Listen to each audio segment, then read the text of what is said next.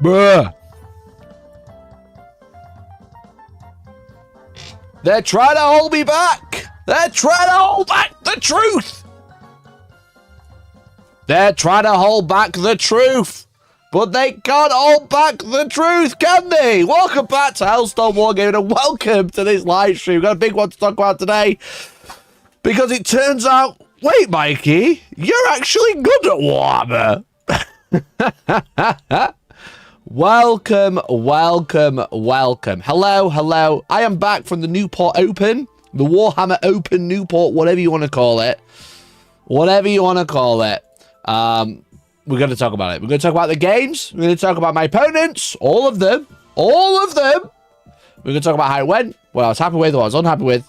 And talk about just how the games went in general and how my opponents were. I'm not going to do a full list breakdown or like the development of the list. I'm going to do that as a separate video.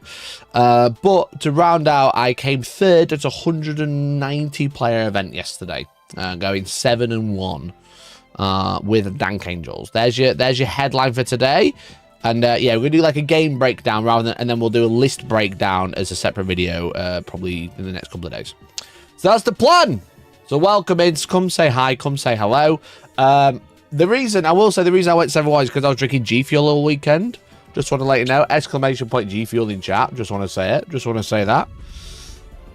Ma, thank you so much. Thanks so much for the resub, dude. Really appreciate it. Legend. Rejoined at Matt_Caldwell celebrates 10 months of membership. GGS Mikey. Glad all the Thursdays help. All the Thursdays at Comp Club have helped 100%. So thank you everyone at Comp Club, my practice team, my practice partners. It's been great. But yeah, so 7-1, it was 190 players. I've got some little bits to go over, then I'll talk about the game first, then I'll go over my general experience at the event. So annoyingly, because I came third, they don't actually do a prize for third place, which I think is a little cringe for such a large event. Yo, Nige, you said, what did you do? You sent a goat trophy. Nige sent 1,000 jewels. What's 1,000 jewels? What's 1,000 jewels? What is happening? It's a digital currency. Viewers purchase jewels in bundles and create the value back as rubies, where 100 rubies is $100. What? What's the jewel then? I don't know what's happening. Sure thing. Sure thing. Oh, was that the notification for it? Yo, thank you for the goats. It's breaking my chat, I think. What is happening? Chat, are you sending money or what? Is this money or something different? Thank you for the jewels, bro. Thank you for the 6-7 jewels, Kazarian. Thank you. Thank you. Right, I need to tell my Discord I've gone live. Need to tell my Discord I've just gone live.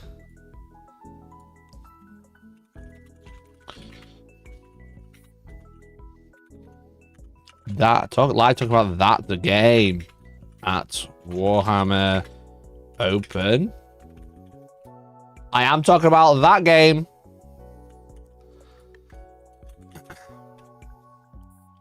What is happening? What are all these fucking things? Sent gold coin for 10 jewels. I have no idea what all this is.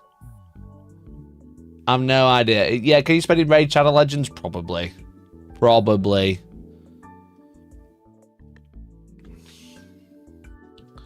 I think it was rough, no third prize place. Yeah, a bit annoying. Bit annoying. It's on mobile. Alright, all you mobile gamers, sending me your fucking money. Mobile gamers, send me all your fucking money. As goat trophies. This is an extraction shooter, you know? I extract the revenue, you shoot it over to me. That's where we're at. That's where we're at. Worth about 10p, thank God. Mikey finally going big boomer and not understanding chat nonsense. Well, they were like, would you like to turn this on? I was like, sure. Is it costing you money to do this? Or is it free? That's the bit I don't get. You get like nothing in money from them. Nice. Solid. I love that. You get 50 for free. Is that why you're sending 5 at a time? It's free. Wow. Your prize is 24 hours of no taking the piss from me. Bro. Bro. Oh, I need to tell everyone on Instagram I got like, did you see my post got like 1,000 likes? I wonder why. I wonder why my post got 1,000 likes.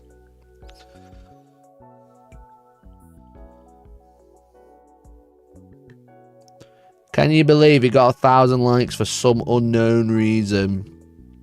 Let me get my stream link. One sec. Yo, Stein! Thank you so much, dude. Appreciate you. Thank you for the resub. At Stygen Calent 457 celebrates 31 months of membership. Good to be back and watch Mikey live. That's true, mate. It is good to be back. It's good to have you back. Thank you so much. You are being entered into the Exodite giveaway that we are doing at the end of the month. So if you'd like to support the channel today, you'll get a free entry. I was going to tell this the Instagram going live. I'm muting myself because it'd be cringe to record an Instagram live while my microphone's on. Yo, I'm going live. I'm talking about my Dark Angels experience. How I can now... I'm a really good rapper, and some have said I can now beatbox. So come watch. I'm going live. I'm talking about my Dark Angels experience. How I can now... I'm a really good rapper, and some have said I can now beatbox. So come watch. Oh, I'm going live. I'm talking about my Dark Angels experience. How I can... Did that mute? It didn't mute, did it? I thought I muted. It didn't do anything. At Gman666 did it mute? Chat, you've already heard my joke now. Pretend you didn't hear that. Pretend you didn't hear that. Pretend you didn't... Nah, you didn't hear anything. You didn't hear anything. Don't be stupid.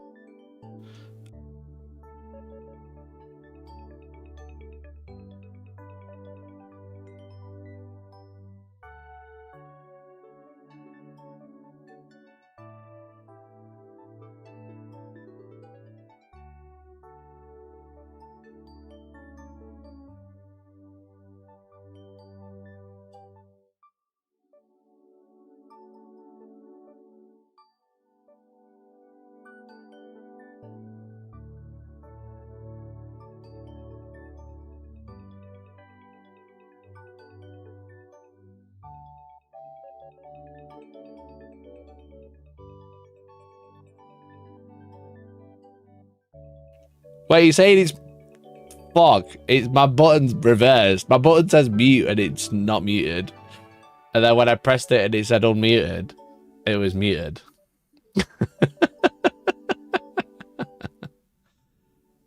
Alright, chap. Let's talk about today. Or yesterday, this weekend even. Yep. Alright. Look, I've been talking about these land spinners for a while. You all laughed. You are all like, Mikey, this is cringe, you know? This is cringe, you know? Fucking painting all those land speeders. What are you talking about? I painted not 1, not 2, but 9 land speeders for this event. Was it worth it? Well, I came third. I came third out of 200. What can we say other than absolute peak? Absolute gold mine. Jonty! Thank you so much, dude. Jonty, thank you so much for the 10, mate. Really appreciate it. Bang, bang. Bang, bang. Chat, it turns out land speeders are fucking insane. It turns out they're absolutely fucking insane. So I'm not going to give a full breakdown about how the list works, but I'll let you look at it. It is Company of Hunters, a Dark Flight Pursuit. The list is called Speeder Griffin. Now, everyone says Speeder Griffin like you're Joe Swanson from Family Guy.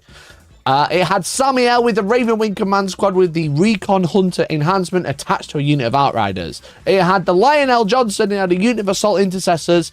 It had Deathwing Knights with Maces. Didn't want to run Maces, but it actually came in really clutch. I had not one, not two, but three new land speeders from the Armageddon box set. I had a single land speeder Vengeance. I had a Scout Squad. I had 2 Hail Strikes. I had 1 Hammer Strike, and I had 2 Thunder Strikes. 5 Storm Speeders in total. 3 land speeders, 1 land speeder Vengeance, a total of 9 land speeders. An exceptionally fast and exceptionally shooty army with an absolute anvil of the Lion and Deathwing. All right, there's your list breakdown. And I played 8 games and I lost a single game. And I'll talk about why I lost that single game. I do think there were some external factors that were throwing me off at the time, but mostly I should have pushed when I didn't. That is largely why I lost one game. Points as the land speeders are even better when you remember their rules. That is true. I'll get into that very shortly. If I remembered all of my rules, chat, I think I would have done a lot better. I won't lie. But initially, let's talk about that first game. The first game I need to talk about.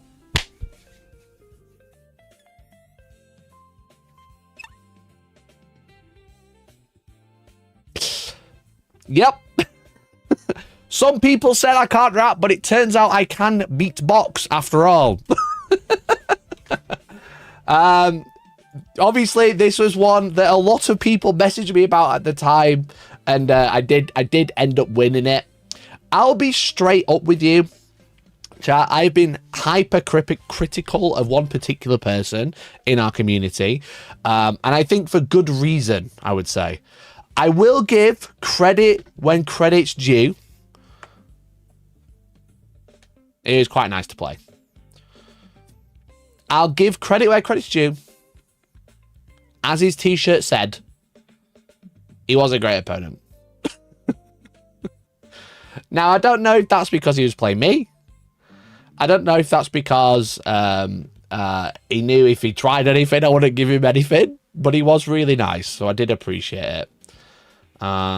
So I've heard a lot of horror stories of particular players at particular events and what they try, how they interpret rules differently for different people.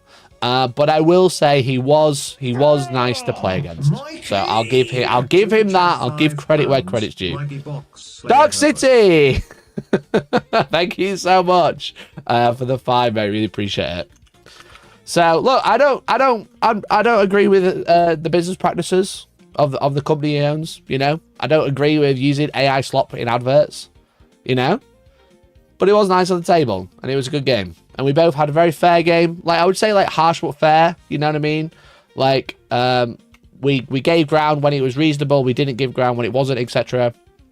So, like I said, I'll give credit where credit's due. It was a nice game. It was a great opponent, but I won't lie, this was me. As soon as I saw that pairing, I was like, whoop. Because I knew I'd never live it down if I lost. I knew for a fact I'd never live it down, dude. So I locked in for you. I locked in for everyone who was supporting me at the time. Every person who saw the pairing was like, Mikey, you've got to. And I did, by 2 points. And 2 points is sometimes all you need, you know? Especially in singles, actually 1 point is all you need. So it was a very close game. I'll go over like how the game went shortly. But I did give him a fist in. I didn't give him a fist then. But no, like I said, don't agree with the business practices. He was nice across the table, and that's the other way I could take him away from that event, you know? He was very friendly. He was quite chatty. In quite a nice way. So, did you offer coaching to him afterwards? No. I felt like I'd rubbed it in already by winning, you know, and I wouldn't fair and square, but I didn't want to rub it in anymore. I'm not look, chat, look. if someone's being nice to you in person, right? If someone's being nice to you in person, you can't. I as a human being, I'm kind of inclined to be nice back. You know, because that's just my nature. If someone's really nice to me in person, that's fine. If I've said something horrible online and they're like, I don't like what you said, and I'll be like, why don't you like it? And then they say, well, it's mean. I'll be like, well, is it true? You know? So, you know, he was nice in person. He didn't bring up the fact that he blocked me on Instagram, so neither did I. He didn't bring up that I criticized him for dropping after losing games, so neither did I. He didn't bring up anything, to be honest. He was just nice in person. And like I said, I'm giving credit where credit's due. I would say it was a pleasure to play. Whether he went off and fucking F and Jeffed about me afterwards, sure thing. Why not? I would if I was him. But like, yeah, he was, like I said, he was a great opponent. You know, he was very, very fair when he wanted to be. So yeah. Did he drop after your game? He didn't drop. He didn't drop. But I was holding it in. There was a few things where he asked me questions, and I did throw little jabs. You know, he asked me about like how the mission works for Pers de Foe versus Recon, which is probably, maybe not at that event in particular, but probably like a very common matchup, Pers de Foe versus Recon, which is the triangulate versus consecrate. Started asking me a lot of basic questions about the mission, so I did ask him if he had a module on it. Look, I threw a single jab, all right? I threw a single jab, and I was like, surely you got a module on this.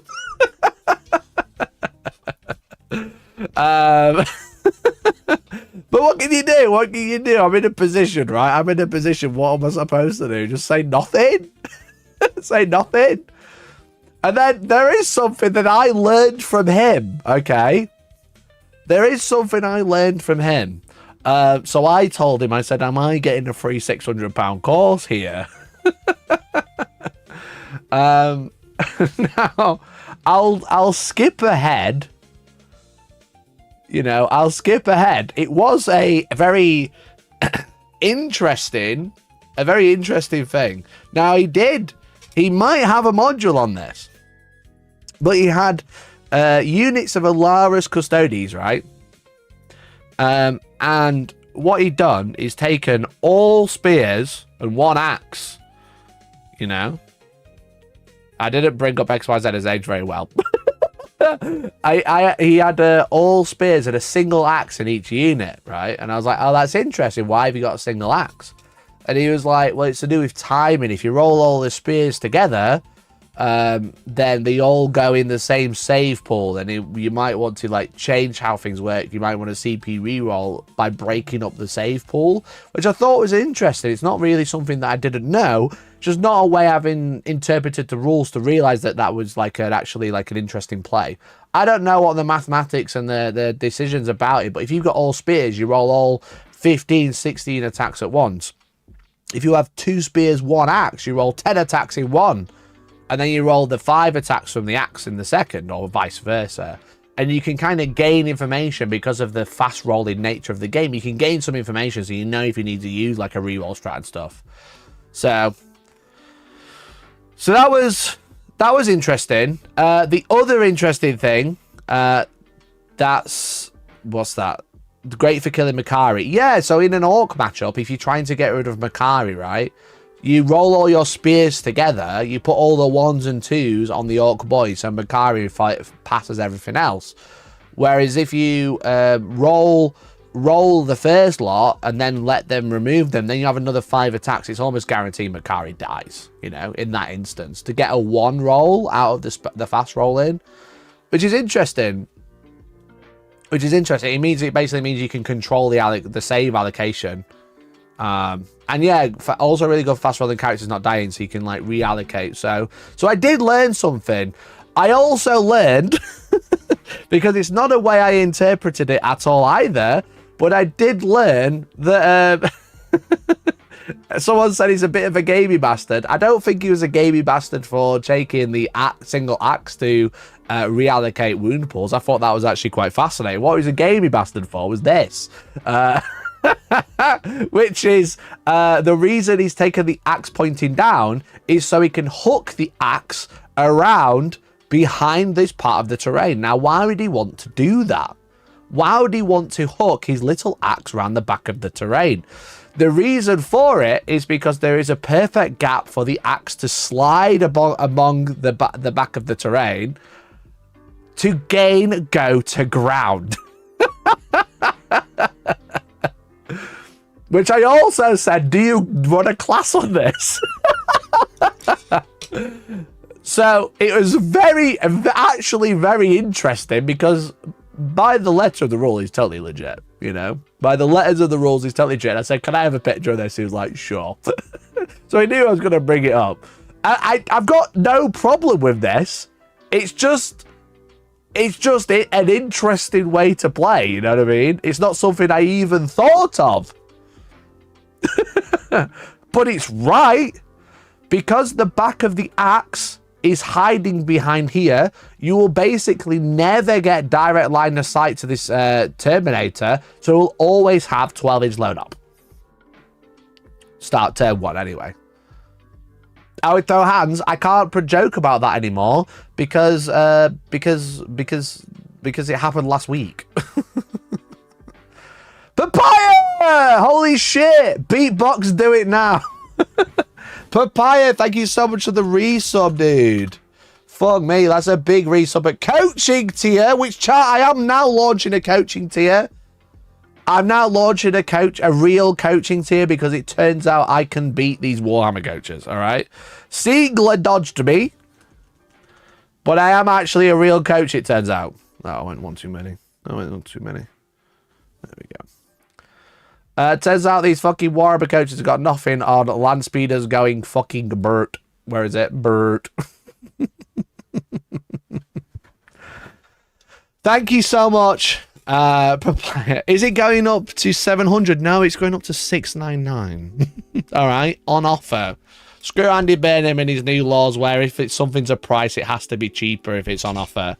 All right, no, it's going to be 699 down from 700. Thank you so much for Piper for the resub, dude. Really appreciate it. So yeah, so that was quite an interesting interpretation. And like I said, it is legit. You should have seen how fast I deployed my Deathwing Knights with all their mace spikes sticking behind terrain after it every game. It was crazy. It was crazy. You should have seen me. I was like a leech. I was like a leech shoving my little spikes around corners so you couldn't get me. It was hilarious. Hilarious. I guess the other side of the coin from modeling for advantage. This is advantage for modeling. Yeah, so you actually well, it's not modeling for advantage or it's just the model, but like making sure you take this one with the axe down, you can get this guy a lot further forward than you can normally. So I think they might need to change it where it's like any part of the model and its base is hidden by terrain, just so you don't do this little poke through, because like you're all like, all your weapons are out like this, right? So you just go, right, his hand's behind the wall or his little spike is behind the wall and call it a day. Like, what else do you need to do? If you copied that you owe us 650 as we have to put with Mikey Box, you've become. No, like I said, totally legit interpretation of the game. It was totally fine, you know what I mean? Like I couldn't say anything. It was just funny when he was like, yeah, I'm gonna do this because then I can stick my axe behind the wall and go to ground. I was like, what do you mean? And he said, well, you can't see the back of the axe. I was like, huh, interesting. Interesting. So like I mentioned, they really need to start measuring base to base. It's line of sight, right? Line of sight's to any part of the model.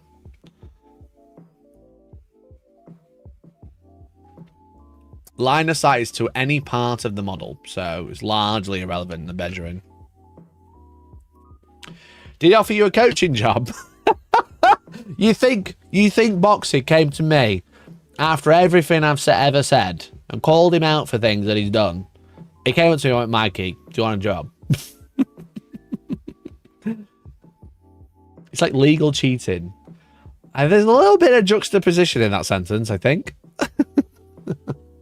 There's a little bit of juxtaposition. Yeah. Fucking legal cheating. Like I said, look, we don't have to agree with his business practices. He was fine on the table. It was great. He was a great opponent. His t-shirt didn't lie. Maybe he's not always a great opponent. That's up to someone else to say. He was with me. But obviously, I have a platform. He has a platform. If he wasn't a great opponent, I don't think it would work out well for either of us. So I think we probably just played it well, like gentlemen. I see we couldn't see or hear you for the entire game because you're blocked.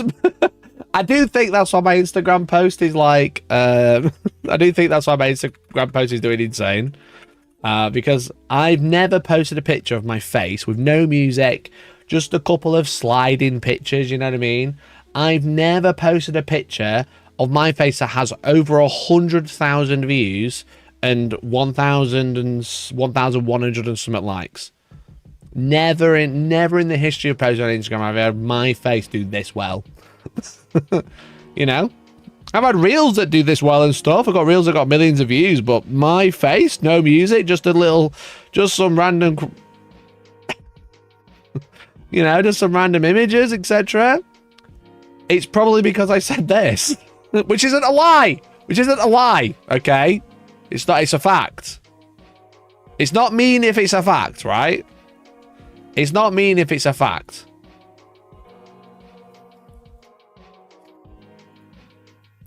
Like nothing... It's not mean if it's a fact. Nothing shows up, whether on this one or my personal account. Blockbox. Bloxy but blocks face.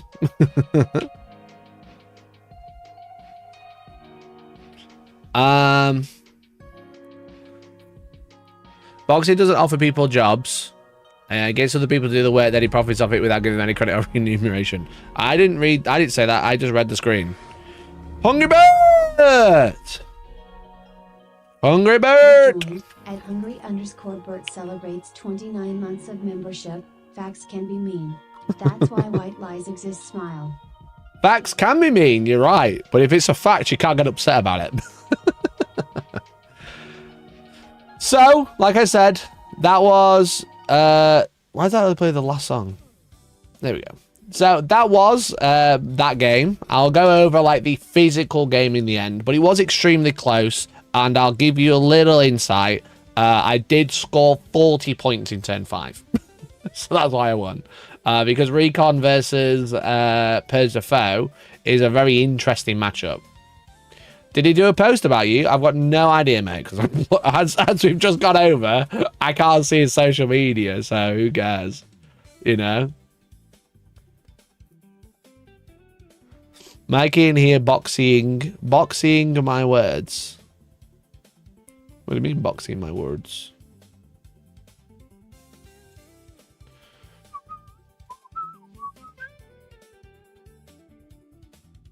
Okay, let's go over. I'm not gonna give like full stat breakdown of point by point play and stuff like that. But I can tell you about all the events, all the players that I played, you know, all the people that I had a game with.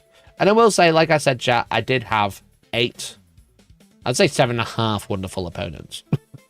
There was one game, and I'll be straight up with you. There was one game, like the position that I was in, the position my opponent was in, it was, I think my opponent got quite stressed. Which made it a quite disappointing game to play. And I'm not saying that this out of malice. I'm not trying to like get them in shit or anything. But just like a, you know, I've had an experience. I don't want to dogpile this person. But I think they were trying to take a lot of liberties because they were on a clock. And then when they're out of time, when they ran out of time, they had a big crash out, which is pretty crazy. David, thank you for the sub, dude. Appreciate it. I'll get you into the Exodite giveaway. Thank you, man. But yeah, I think one of my opponents was quite stressed. Maybe they hadn't been on a clock before. That's the vibe I got because of the way they were talking about it. Which put them in like a weird position, and then they were trying to take liberties because they were stressed, and I was not happy with it. So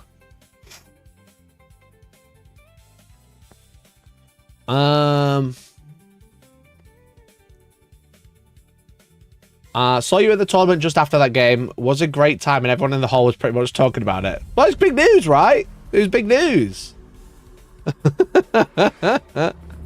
It was big news. What are we supposed to do? Des! Thank you for the resub, dude. 54 months of membership. I clock at a GW event. Yeah. No, the interesting thing is Games Workshop were definitely putting clocks out all the time. You get 5 entries, by the way, mate. Thank you. And if you only had an hour left and you weren't far enough through the game, they put you on an hour clock and then went, deal with it. Which is super annoying. Especially because I play an army with, like, 12 models. Especially when you play an army with, like, 12 models. Fucking annoying. So, my first opponent... did Boxy back you up in the car park scrap after that game? Had you earned his respect? Did he point at your opponent and say, that's not very sportsmanlike, bro? He should have done. You know what? My 7th opponent probably shouldn't wear a t-shirt that said great opponent. He was just fine. Great, fine, not great.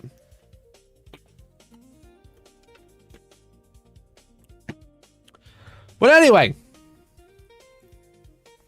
my first game was against Iron Hands. I played a lovely lad called Ed.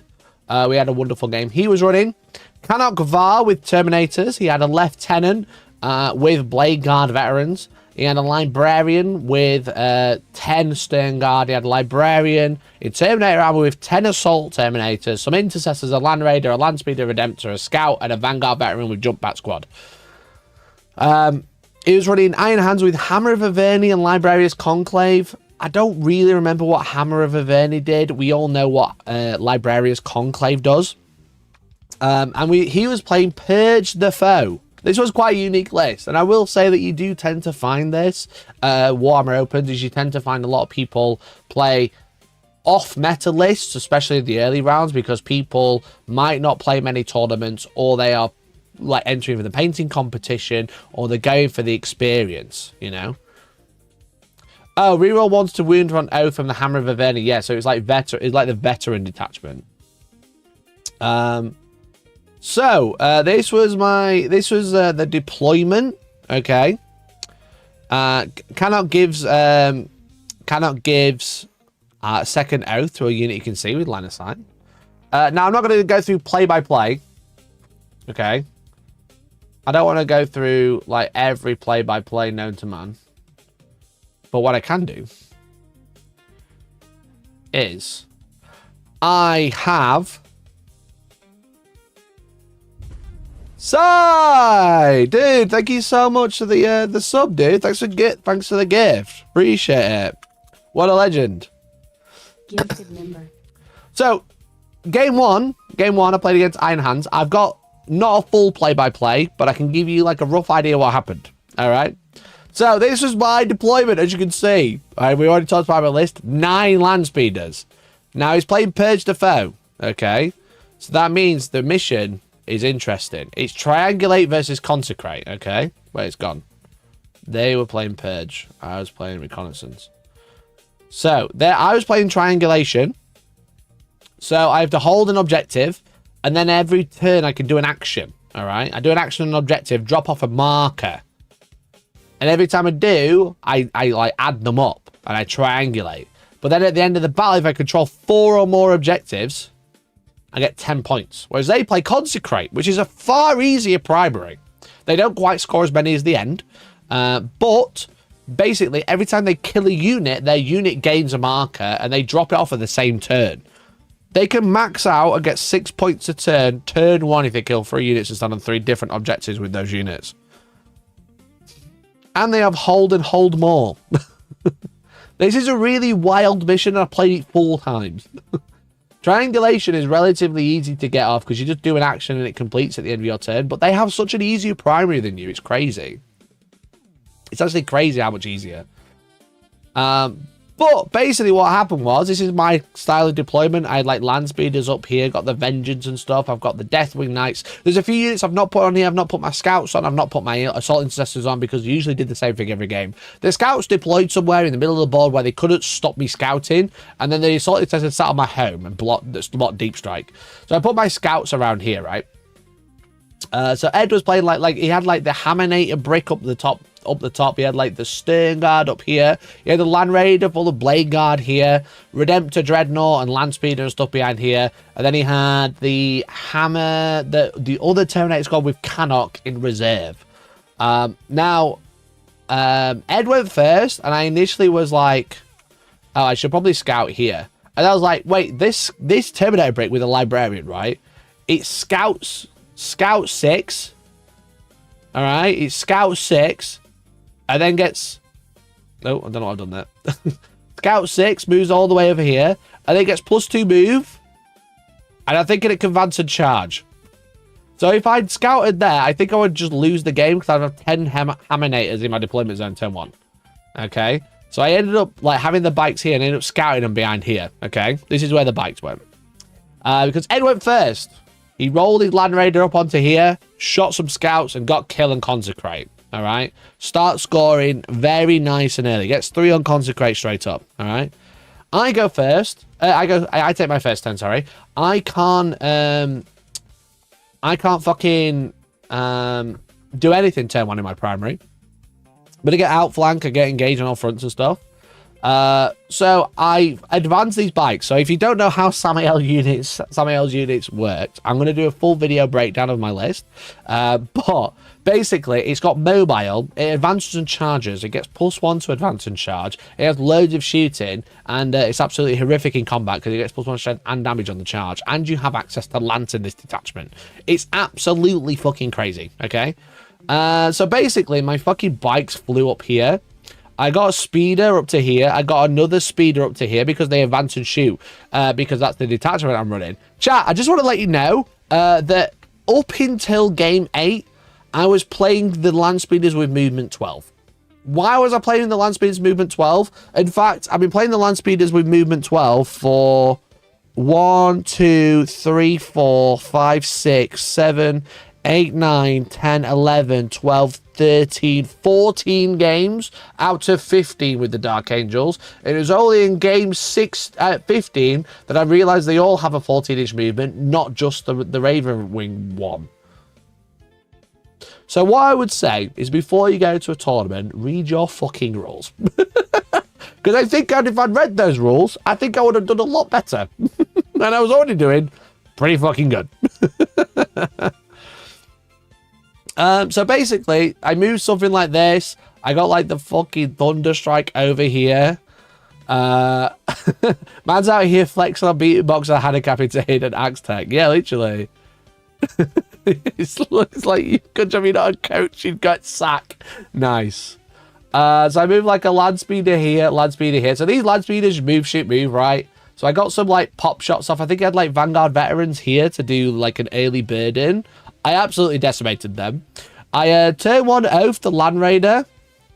Right? The Deathwing came up here. The Lion stood here, played quite conservatively, you know. I fucking threw some speeders up here so they go get line of sight. I have everything oathed and everything lined up. And the way the speeders work is there's lots of overlapping rules that happen because the Thunderstrike, if it hits a target, you get +1 to wound if it's a vehicle or monster. So I flip a land into the Land Raider. I think I did like 9 damage in the first shooting attack, and then I fucking what did I do? I fucking blew it. I get 9 damage and then got +1 to wound against it, and then like the next speeder shot into it and killed it. And then all of the Blade Guard got out with the Lieutenant because they were in the Land Raider, and I absolutely murdered them. I murdered them. And then Samael shot and killed them. And then Samael charged into the Vanguard and ended up here at the end of... This was the end of my turn 1. I was going second. The land speeders did some shuffling after shooting, you know what I mean? We did some shuffling. He was this one was kind of stuck here, right? This one was kind... I can't grab it. This one was kind of stuck here. There was no more land raider. Land raider gone. Everything out of the land raider gone. I think I charged a land speeder and did impact hits or something. I don't remember. So I just, like, killed the Vanguard, ended up on his home objective, all right? This is the end of turn 1. Turn 2, all the Hammonators start coming out. Oops, moving the background now. All the Hammonators coming for Samael, and I'm like, bro, don't shoot the Ravenwing if you want to charge them. And he's like, I've got to shoot them to try and get rid of some. So I move the Samael over here, right? Because in the detachment, any Ravenwing fly unit, which this is a Ravenwing unit, and it also flies because Samael's in there, can reactive move if you get shot. So I was like, I'm going to move D3+3 if you do. I'm going to make you charge even longer. Okay, come charge me over here. He does end up making the charge, but what the charge does is it brings all his Terminators over here, all right? Which is crucial, all right? He kills all the bikes. Gone. Bikes deleted. There's some stern guard that are starting to fuck about up here. The reason that I reactive moved and just moved it slightly away, I knew he was always going to make the charge, because he's got like +2 charge or whatever, or +1 charge. The reason I did that is so the Deathwing can just walk up and the Lion can walk up and then murder this unit, which is exactly what happened. So I used the reactive move just to pull his Terminator squad, just like instead of sticking behind this building, you know, I forced him to charge me onto this objective, which basically meant that after he's done fighting, he's got to stay on this terrain piece because of objective consolidation. It wasn't near enough to charge anything else, but he basically had to body this objective, and then the Lion came and ate them alive, because that's what the Lion does. And then more speeders flew up. I think I picked one up and then ended up deep striking one over here to get the back stuff. The Vengeance was kind of just like shooting the stern guard. These guys were like, hello, bye-bye, hello, bye-bye. And so they did that a lot. I won't lie, they did that a lot. The move shoot move is pretty crazy. So after I'd taken like this out, the Ed, again, a wonderful opponent, didn't have a great deal to do. I won't lie. It was kind of like pick up and then Jova, you know what I mean? Like once I got rid of the Hammonators, the Land Raider and the Blade Guard, he had like the Redemptor, Land Speeder, and then the Stern Guard left. And the Stern Guard were doing bits, to be fair. But they were like just like kind of stood over here, whereas the rest of my army was kind of like all here now. It's like started to do this shit, you know what I mean? Like this one's moving over, this one's moving over, you know? All my army's doing stuff. He's still got the Terminators in reserve. And then by the time Lions finished killing Terminators, I think I charged round. I've lost him. I think the Lion was like ended up here or something after fighting, because he like kind of like charged round and then tagged this one. He brought 5 Terminators down to deal with the Lion, which he did, to be fair. But the Lion didn't go down in one round of combat, so he kind of took all the Terminators with him. So the Lion's exceptionally good, by the way. He's really fucking strong. So that was game 1, chat. 100 to 56. Ed managed to get 21 primary and 25 secondary, which is obviously pretty good. He got like a tempting target, held that all game, and then got it round 4.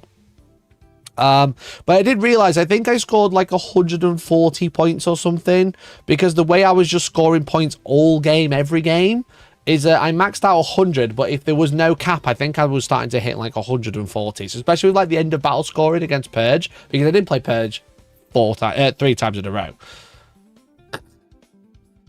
Game 2, I played a wonderful person called Arya. They were great. They were running Imperial Guard. Let's see if we've got any pictures first before I do the breakdown.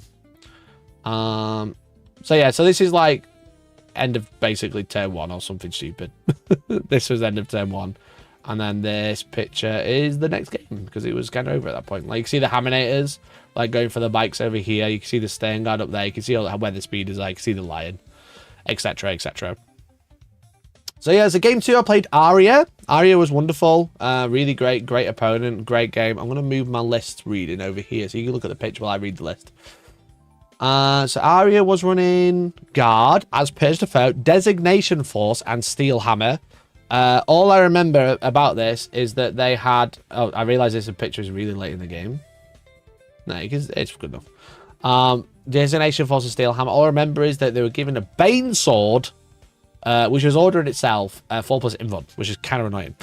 So the Bane Sword with the Battalion Commander, they had Gaunt's Ghost, they had Lima Rust Commander with Plasma, and another one with Exterminator autocannons, Engine Seer, Double Engine Seer, sorry, a Chimera, Death Riders, Hellhound, Creed Combat Engineers, Heavy Weapon Squad, Leman Russ Executioner, Scout Sentinel. You know? This game 3, unless you explain out secrets. This is game 2. This is definitely game 2. Game 3, I played Tau, so. So yeah, so this is Purge the Foe again. So same mission, triangulate, they kill stuff, standing objectives. They actually went first. So I scouted. Where scout the bikes to?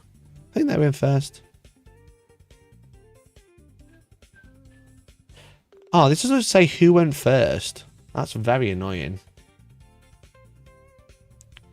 I'm pretty sure they went first. They had like a scout sentinel up here. And then a scout sentinel up here. And I think they moved like a Leman Russ. Like, I don't know why they're attached. They moved like a Leman Russ here and maybe like a Hellhound. They had like another Leman Russ which just towed on the terrain so it could see. Then like another Leman Russ over here. Then they sent like Death Riders and stuff to be annoying. I just kind of sent Samael's unit over here and then charged here and just started to be annoying. You know? I just started to be annoying. Samael's not great at killing like a big tank. Or like trying to multi-charge. I think what they had like a scout sentinel here. And I think Samael went for the scout sentinel. The rest of the squad tried to go for the tank. But they didn't manage to kill it. They brought a Leman Russ out here. I'm pretty sure they had another one. So I think I'm going to do that. They did end up bringing a Leman Russ out here. What I did do turn 1 though is I brought out... Wait, this is the wrong map. That's why I'm confused. This is the wrong map.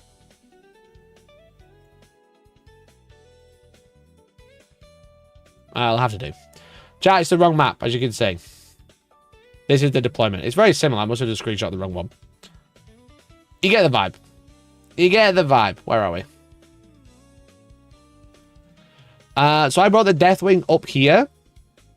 They brought the Baneblade, or Banesword, out right here and touched on.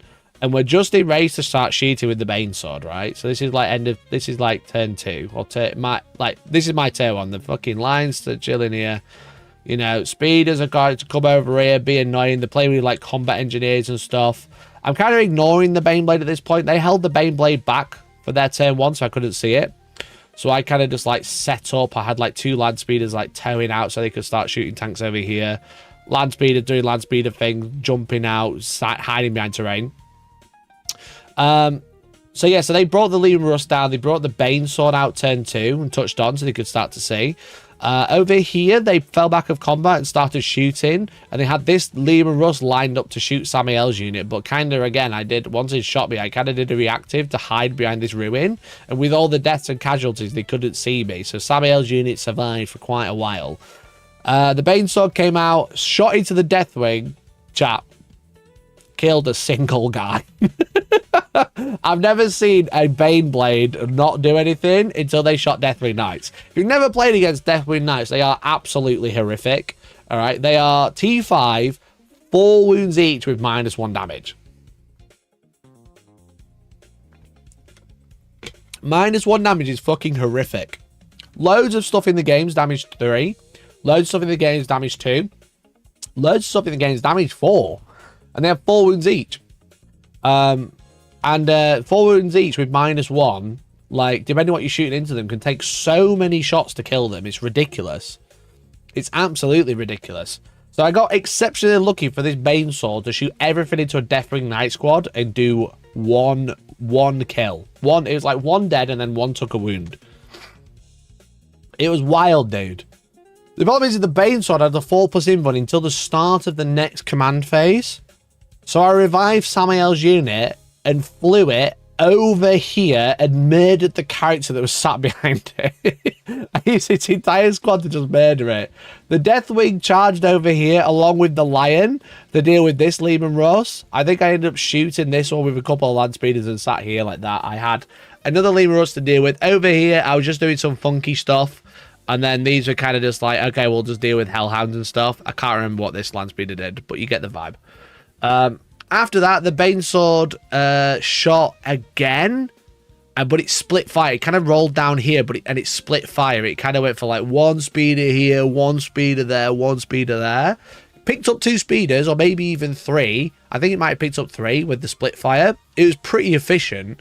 The problem is then Samael, the rest of Samael's unit, the Lion and the Deathwing Knights all and came here. Then every land speeder kind of just went, look, we have loads of guns, and you have 1 guy. So for a moment, and I left it on like 4 wounds before I charged it, because a Bainsword without an invuln is quite quick to kill with all of the multi-melters that I have equipped in my army.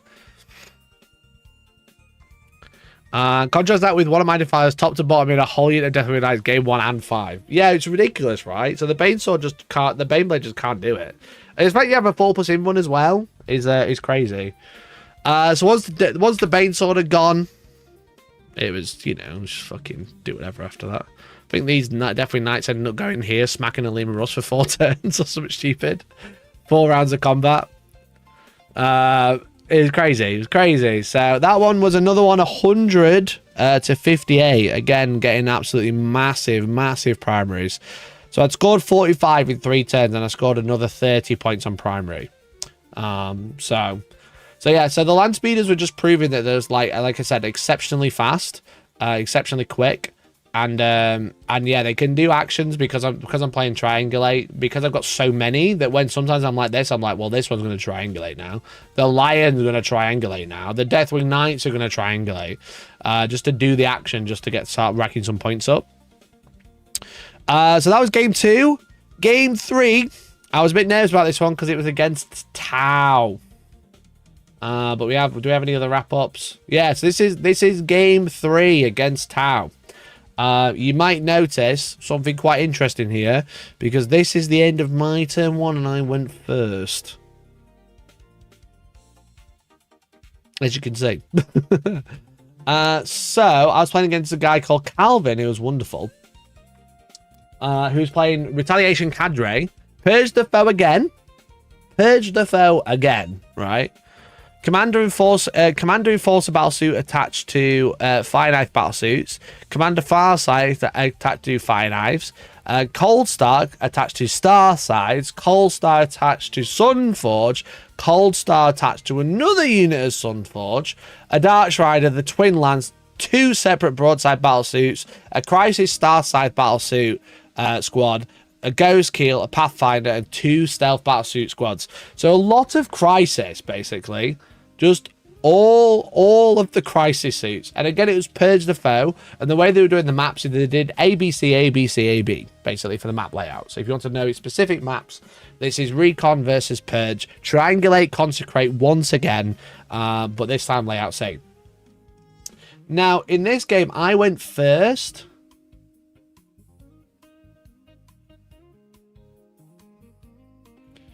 Why is it doing that, bro?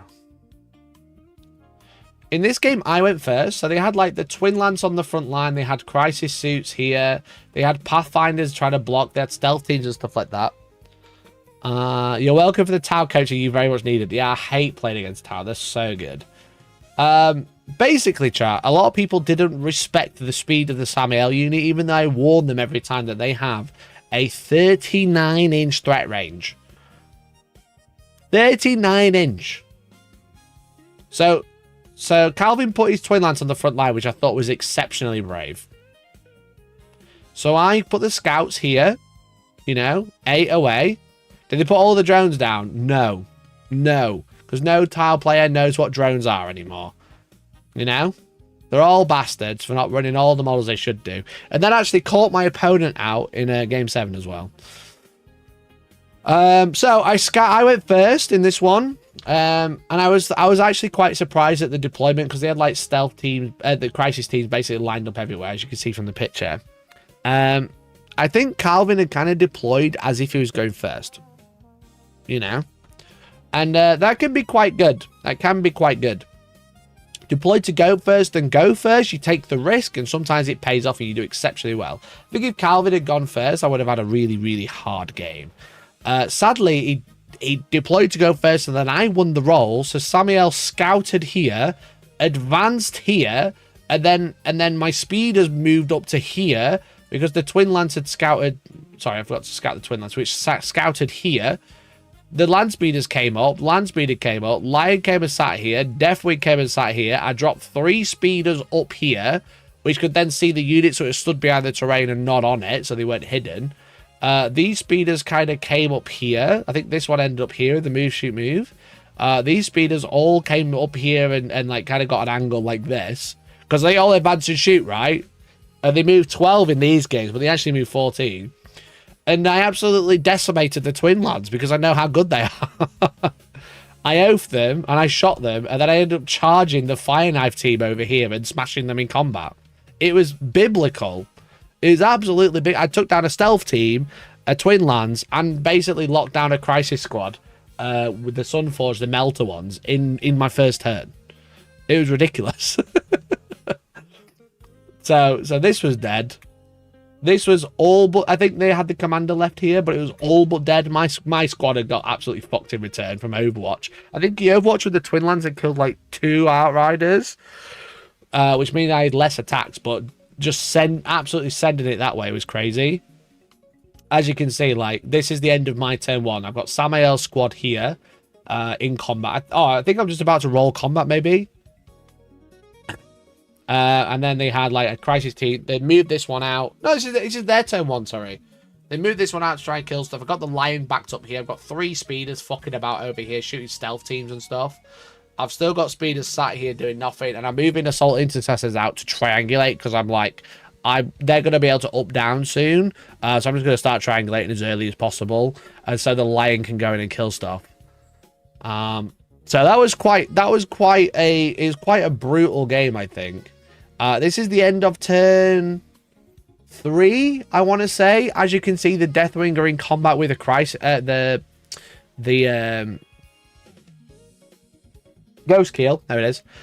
We've got another team that's up down behind me to take my home objective. So they did consecrate that, so they got a bunch of points at the end for that. As you can see, all my speeds in the middle. We got the Lion just sat here who's munched that unit. Samael's managed to kill all the crisis squad, and then he started like going around and shooting like the Dark Strider and stuff like that. Just I didn't even need to kill Dark Strider. I just did it out of spite. I won't lie. Dark Strider was sort of the home objective, doing 12-inch deep strike deny, and I'm just like, I'm gonna shoot him with Samael because I can. It was pretty savage, to be honest. It was pretty savage. It was quite funny. But I think it was mean in the end.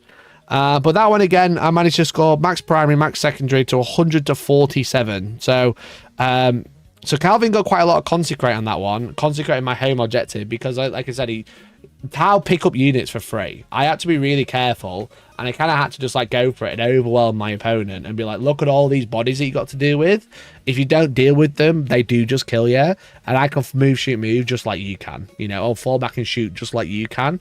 So I was just as fast as Tau, but I had like an absolute hammer. This anvil combo, absolutely horrific. Having Deathwing Knights with the option of advancing and charging in this detachment, with the Lion who can advance and charge as well. Mad, bro. Absolutely mad. So that was game 3. Day 1. Day 1. 300 out of 300 points. Didn't drop a single point. Absolutely horrific. Alright? Absolutely horrific. So next day comes around. Have a good time on Friday. Next day, Saturday morning, I play against Ryan. He was playing Drukhari. And this is quite late into the game. I won't lie. The Deathwing Knight look really cool. Yeah, I'm really chuffed with them. Like conversions. Do I have a better picture? They've got Sanguinary Guard wings for shields. So yeah, so I played. Let me get rid of some of these pictures because I've gone through them all.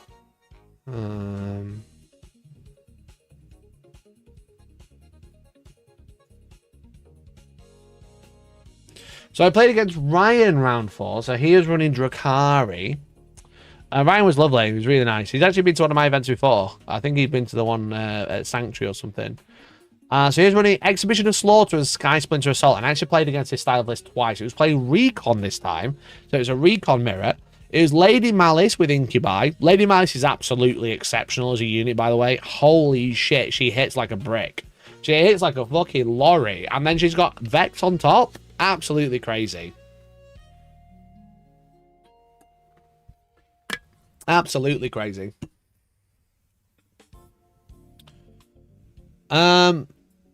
So then we had Drazar with Incubi. We had the Archon with Cabalites.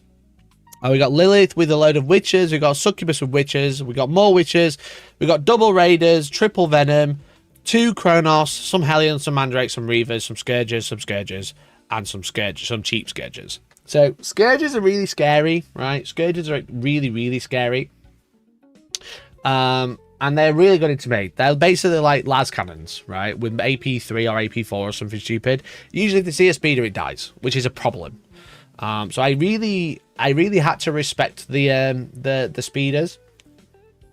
And respect the Scourges that I was playing against. So this is kind of like the style of deployment. I think Ryan went first. So I kind of set up my scouts here, like per usual. Set up my scouts here because if I go first, I scout here, I advance and charge, end up there. Okay, that was my game plan. I went second. So I actually scouted them behind here to protect them with the Deathwatch Knights with the Lion. And then I had scouts here. I think Ryan's turn 1, he brought out something. I think he like used the Hellions to kill my scouts. And then used some like other little piddly shots to do it. Didn't do a lot. Brought out, like, from the Archon Venom in here, brought out 1 drukhari with the Darklands, shot into my land speed of Vengeance, did 8 wounds to it, then got back into a transport, and that absolutely made me shit the bed. Because I thought I deployed quite safe, but basically, because the Venom's got such a big disembark, it basically sat behind here where I couldn't see it. The Cabalite got out here, shot, then at the end of the turn got back into the Venom, because that's the data sheet ability of basically if they're within 6, they can get wholly within 6, they can get back in. So what I found playing drukhari is they get popping out, shooting horrible guns, and then getting back in, which is pretty good. So in my turn 1, I actually sent the bikes this way. I used the land speeder to move up here. I think I had mandrakes here, and I managed to kill all of the mandrakes. I had a speeder move up to here, and was actually able to clip the Scourges. Which is absolutely huge. I think he had the Scourges like touching the terrain, but obviously with advance and shoot, you can go so fast that hidden and stuff largely irrelevant because you could advance and shoot. So I had like a speeder come down and take out the Scourges. Vengeance kind of rolled up here, ended up dying. Brought like another speeder down because the Scourges were kind of touching the terrain, but then he had a unit of jet bikes, the Reavers, in front of them, which I think he probably wanted to like screen out or like move block me or anything or something, but he didn't end up doing it. So I ended up getting the Scourges turn 1.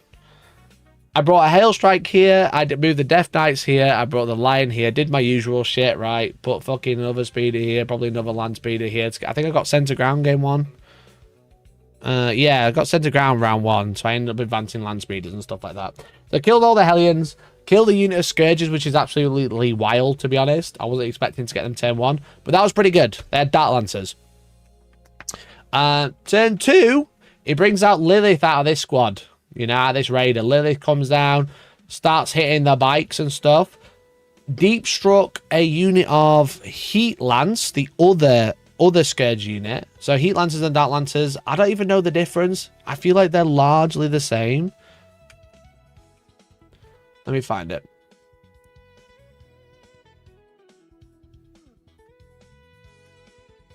Why is it not loading? And you say the Maces and the Deathwatch Knights were useful too. Would you ever regret it if you swapped them for Power Swords? I think largely I wouldn't have regretted it if I had Power Swords, because Power Swords are really good. The Maces just came in clutch a couple of times. Heat Lancers are short range but higher strength and AP. That sounds right. For some reason the app's not loading, so I can't actually look. But the mission we were playing was gather intel. So it's do an action for 7 points. And it says that you can do this multiple times. I think one unit within range. Oh no, you can do it unlimited times. You can do it multiple times at the same time, which I didn't realize. So that's the mission we're playing. So we're playing gather intel. He dropped a unit of Scourges, and he was thinking about going here to kill this land speeder, because then the Lilith would here, he'd kind of like secure this side, but obviously I had quite overwhelmed this side. So he dropped the 5 Scourges with Heat Lancers here, and I overwatched with the Hail Strike. For reference, the Hail Strike's not that great into most targets. What the Hail Strike's really good at is giving AP to a non-monster vehicle unit. So you clip a unit, and then you get +1 AP for the rest of the phase. Now, it largely doesn't matter in Overwatch, but it does have a lot of shots that are all strength 4, and Eldar are only toughness 3. It's got 2d6 blast from the frag storms. It's got the Iron Hail on the back, which is 6, which is twin linked, if it's within 18. And then it's got the Gatling Cannon, which is 8 shots with devastating wounds. I ended up overwatching the Scourges, because I know how good Scourges are. And I ended up not killing 1, not killing 2, not killing 3, but I actually killed all 5. I think the writing was on the wall at that point. I think Ryan could probably point out that was pretty brutal. But I just got so many hits and wounds. It was absolutely wild. I think I hit like 11 times or something, and I managed to kill the entire squad in Overwatch. I barely Overwatched, unless, I'll be honest, I Overwatched twice in the entire tournament, both times into Scourges. One time I killed the entire squad, the other time I killed 1. So just a little insight of how that game went. So yeah, Lilith came out with all of the witches, started hitting the bikes, didn't kill the bikes. The bikes and speeders and the Hail Strike, this Hail Strike that killed the Scourges, advanced over here. And then Samuel and his mates fell back. And we just started like shooting the shit out of Lilith. And then we charged back into Lilith and killed her. And then Samuel came out and then charged a Raider next turn. The land speeder was kind of up here at this point. The Lion was here, fighting some Kronos. The Deathwing Knights who just stood in the middle. I started doing actions over here, etc. But I think overwatching the Scourges and then basically having like Draz and stuff like that. I think I overwatched Draz as well. I managed to kill a couple maybe. I can't remember. But Overwatch isn't great because you can't reroll. With Oath, it's absolutely insane, but you can't reroll anymore. So I barely did it. But when I did, it was either insane or awful. So that was round 4. Managed to get another 100 points to Ryan's 51. So yeah, I got like set 6, 7, 11, 11, 11, then end of battle 10, and then maxed out secondaries. And then, wait, that's the end of the game, I think. I think the Malice squad was absolutely insane. He had the cheap Scourges come down and doing actions and stuff. But I just had so many speeders everywhere. It was just like, it's a really overwhelming army if you don't kill them fast enough. But then we had the fateful game. Mikey versus Box. Anti-coaching versus coaching. £600 versus learned for free. List name, Goat. Shield Host and Tharantoi Hammerblow. And also playing Perstafer once again. So Tharantoi Hammerblow is basically a Terminator detachment, which gives all the Terminators reroll charge out of Deep Strike, which is insane because they up down. It was also had stratagems that give them +1 toughness and stuff. And yeah, absolutely great detachment. And then along with Shield Host, so you can get the crits on 5s, etc. You know, the good one. It's where we learned about Hidden here. By using a rested down axe and hooking it around the outside of the terrain, you can actually get super hidden, where you can never see the back of this axe, which is absolutely wild. As discussed earlier in the stream, hooking it around here, I will never be able to see this point of the axe unless I'm next to that Terminator. So the Terminator basically always has lone operative from the deployment zone, which is nuts. Okay, that is pretty wild. I won't lie.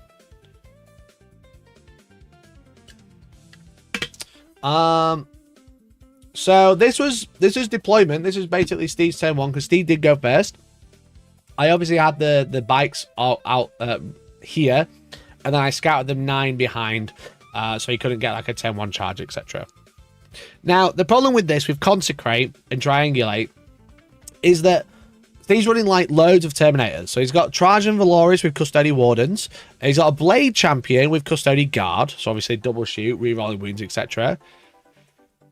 And then he had the Shield Captain and Dawn Eagle with Panopti Specs. I have no idea what that did because I killed them turn 1. Attached to 3 bikes. And then he had 5 Alaris Custodies, 3 Alaris Custodies, 3 Alaris Custodies, and then 6 Venatari, which is the up-down ones. So they're the ones with wings and stuff like that. So this was basically turn 1. What he did, he had all of the Terminators deployed here, split them, put them in here, put a big brick on them behind here, but then started advancing and starting to hold these objectives early with loads of little units basically, and little difficult for me to deal with because I'm not playing Purge the Foe. I'm not rewarded for killing models. I'm rewarded for doing actions. Panoptic Specs ignores cover. Right, okay. But I'd done my usual thing. I'd sent scouts, right? Was ready to send Samael in, but he went first, so I scouted them back. So then Steve, interestingly, which I think was not this one. Oh, I'll leave this one open for now. I think what Steve did, which was quite interesting, is like I said, he ran some Terminators over here. He got like a Terminator over here, but they're all split up, but you get the idea. He had a big brick behind here. I had scouts here. Hello. I've already told them. Oh, did you say don't tell them what I did for free? This is like £600 coaching for free. That's so true. Sorry, I didn't hear what you said. You can't scout and infiltrate. No. I thought you couldn't infiltrate and scout with the same unit. Who infiltrated and scouted? I infiltrated the scouts. And then scouted the Raven Wing. Chat, I'm not a cheater. You just misheard me. I scouted the scout. I infiltrated the scouts and scouted the Raven Wing. 2 different units. So yeah, so it was quite interesting because he had like the wardens, right, that came out here with Trajan. Then he had the Terminators, and then he brought out the guard, all into scouts. Then scattered them back. Yeah, I'll talk about the Raven Wing. So Raven Wing were on the front line. For clarity, Raven Wing were here, didn't go first, scattered them away. Used the scouts to deny anyone else scouting to stop me scouting. To stop me infiltrating or scouting. To stop scout, infiltrate, scout. Make sense? Sick. And then he brought the bikes over as well. Now I think the bikes had like a line to like a maybe like a land speeder. Maybe I think he was worried about the vengeance, so he brought the bikes to shoot the vengeance. Didn't do anything. But he brought out the guard. The Terminators, the Wardens. Obviously, grab this. He got all the objectives. He's doing pretty well.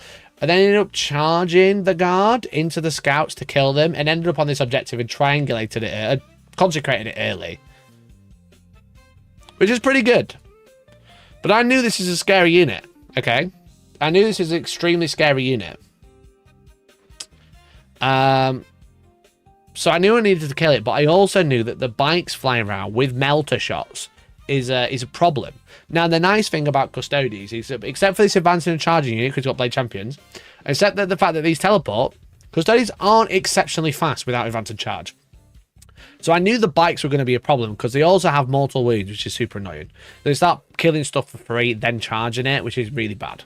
Anything that's active in multiple phases is a problem. The Terminators are really good at shooting infantry but not vehicles, so they're mostly killing me in combat. The Wardens aren't good at shooting, they're mostly killing me in combat. The bikes are killing me shooting and combat and doing damage in the movement phase. That's a real issue. So I oathed the bikes. I brought the lion over to here. I used the Deathwing to protect him and held this. These bikes all advanced here, and then every speeder that could see looked at the bikes. You know, and the thing is with it is basically like, no matter, I think I spent these ones up here, but still, you get the idea. Anything that could see the bikes did, because the bikes were a problem because they're fast, but they also don't have hidden, so they're really easy to see. Did the bikes have the correct flight stands and the lancers pointing down? I mean, you got one that's kind of up, but this one was broken. This one was really far down, and this one was straight ahead. So I think they were fine. But yeah, because he dedicated so much, I just like had a really, really good turn 1. I used all my shooting to kill the bikes. So I got rid of the bikes turn 1. And then I started shooting this, and then Samael charged this unit with the 6 guard and the blade champion and removed it. Removed it turn 1. This is what it basically looked like turn 1. You know, these speeders had come up, probably done something here, tried to deal with some Terminators. I think I killed this one off here, so we just had a pile back here. But basically, I just removed two exceptionally strong assets very early. Because the bikes are too fast and advance and charge is a problem. And I want to be able to control the tempo of the game in my terms, not with an advance and charge win, right? I want to be the one advance and charging. No custodies allowed. Now, turn 2, he brought the Terminators out. He brought the Wardens out. He did manage to kill all of the bikes and consecrated another one. These guys managed to kill a Terminator. The 5-man brick of Terminator came and killed this land speeders and consecrated this one. And he also brought down the Venatari back here and consecrated this one. He had an exceptionally good turn 2, like a good response. Because I'd gone for absolute like alpha, try and kill as much as possible very early, overwhelm him in multiple places and really ruin his assets. He'd like managed to consecrate 3 objectives in the same turn, which is really, really good. And that was a problem. Do I have another picture? I don't think I do have many more pictures. You can see that this is after turn 1. Basically, like, my bikes have killed all this squad. I've then created a wall ready to deal with the second wave, as you can see. So all the speeders are knockabout. I've kind of blocked off a deep strike over here quite comfortably. I failed to protect this corner because I wanted to get as much shooting as possible against these Terminators before they start becoming a problem, which they did. Now, the problem with Consecrate as well is you can up, down, and start doing actions, and the Terminators split. So the Terminators can split into multiple units. You can split them into single units. And again, he's not punished for splitting them into multiple units. It just means my Oath becomes incredibly shit. It means his stratagems become incredibly shit, but they're also like pretty good units to just kind of stand on their own. But it also means you can start deep striking everywhere and landing and getting all the actions and start scoring a lot of points. Now, I don't know if I have any other pictures. Nope, I don't have any other pictures. But essentially what happened is Trajan's unit came in. I managed to like delete them with like the lion, but Trajan survived. And I think Trajan ended up like making a mess of the lion with his 3 damage attacks, which is obviously difficult for me to deal with. 3 damage is exceptionally good against a lion because you only need a couple to go through to kill him. I think he ended up like falling back, and then I got like overwatched or something because he had a single wound. I think he was like, I think 3 wounds went through and the lion was on a single wound, and then he got overwatched by the Terminators and he did die, which is understandable, super annoying. I'd lost Samuel at that point. I'd lost the lion. I then had like all these speeders trying to come up body this just to hold this objective. Trajan obviously managed to kill one. The Terminators end up over here with charges and stuff. The Deathwing, there's a real big scrap over here. Over this side, the 5 Terminator squad. I think I killed this first one, and then the 5 Terminator squad teleported over here. It then had like Terminators on here. You had these Venatari on here. So I'd really lost this flank, but I really held this one against the bulk of the army. However, what the interesting thing was is I didn't score many points. I got 3, 7, 10, which is not a great deal, not a great deal of points. But what I did have in my pocket was up down, which also Steve had, but he used this quite early and then drew bad cards and then deep struck it straight away. I had up down, and then basically during the last turn, I picked up a land speeder before drawing. I think I actually picked it up after drawing cards, but he said he didn't mind me picking it up, which is fair play to me. He could have said no. But he managed to get Cleanse and Assassinate, and he had like Venatari blocking this objective. I'd already up down with the speeder because he had a single Terminator stood there, and I dropped the Melter speeder and murdered it. So I got a big triangulate last turn, and then I managed to get, I think it was like behind enemy lines with multiple units, and then Cleanse and then Assassinate because I killed all the characters. No, sorry, wrong cards. I managed to, that was it. I got a baby Display of Might. I got a behind enemy lines and engaged on all fronts, and then I triangulated. So I managed to get 14 primary, 15 secondary or something, and then I moved my Terminators out here to hold 2. I was holding this one, I was holding this one. I managed to get the end of game hold 4, and then I deep struck over here to get engaged.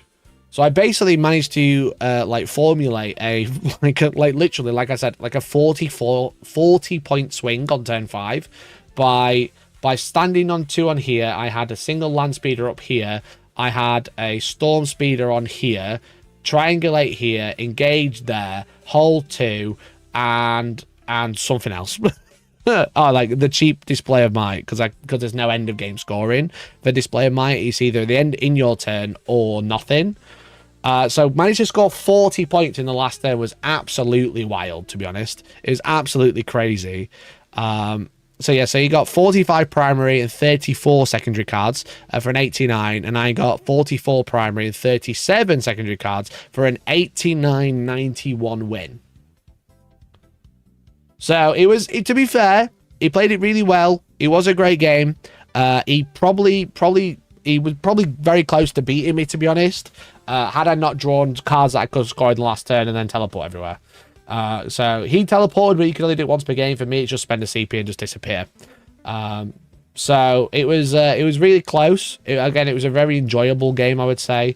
Like a very harsh but fair type of game.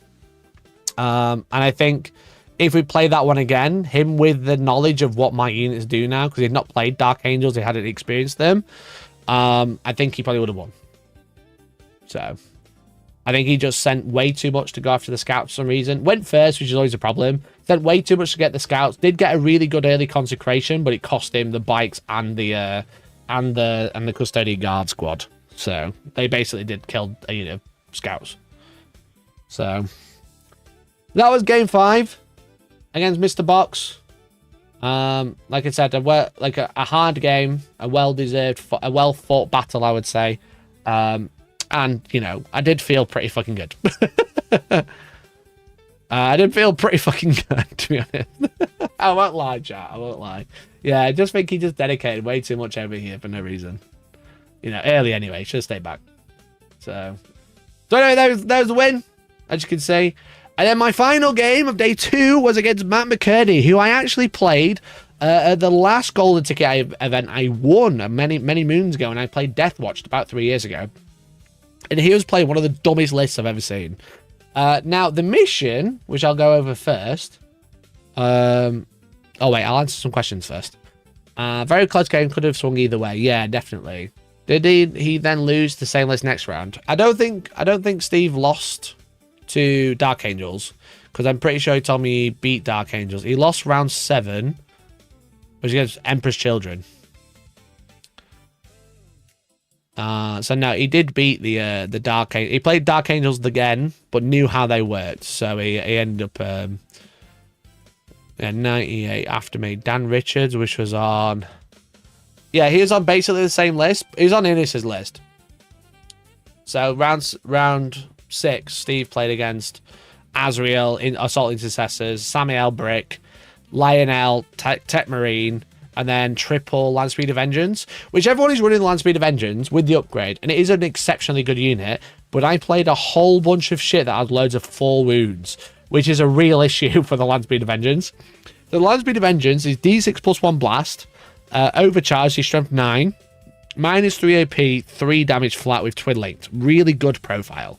It's really good anti-tank as well if you click with the Storm Speeder, because then you get +1 to wound with twin linked, which is really good. So you're winning like light vehicles on 2s a lot of the time, especially like orc trucks, etc. You're winning most tanks on 4s at best. Rerolling.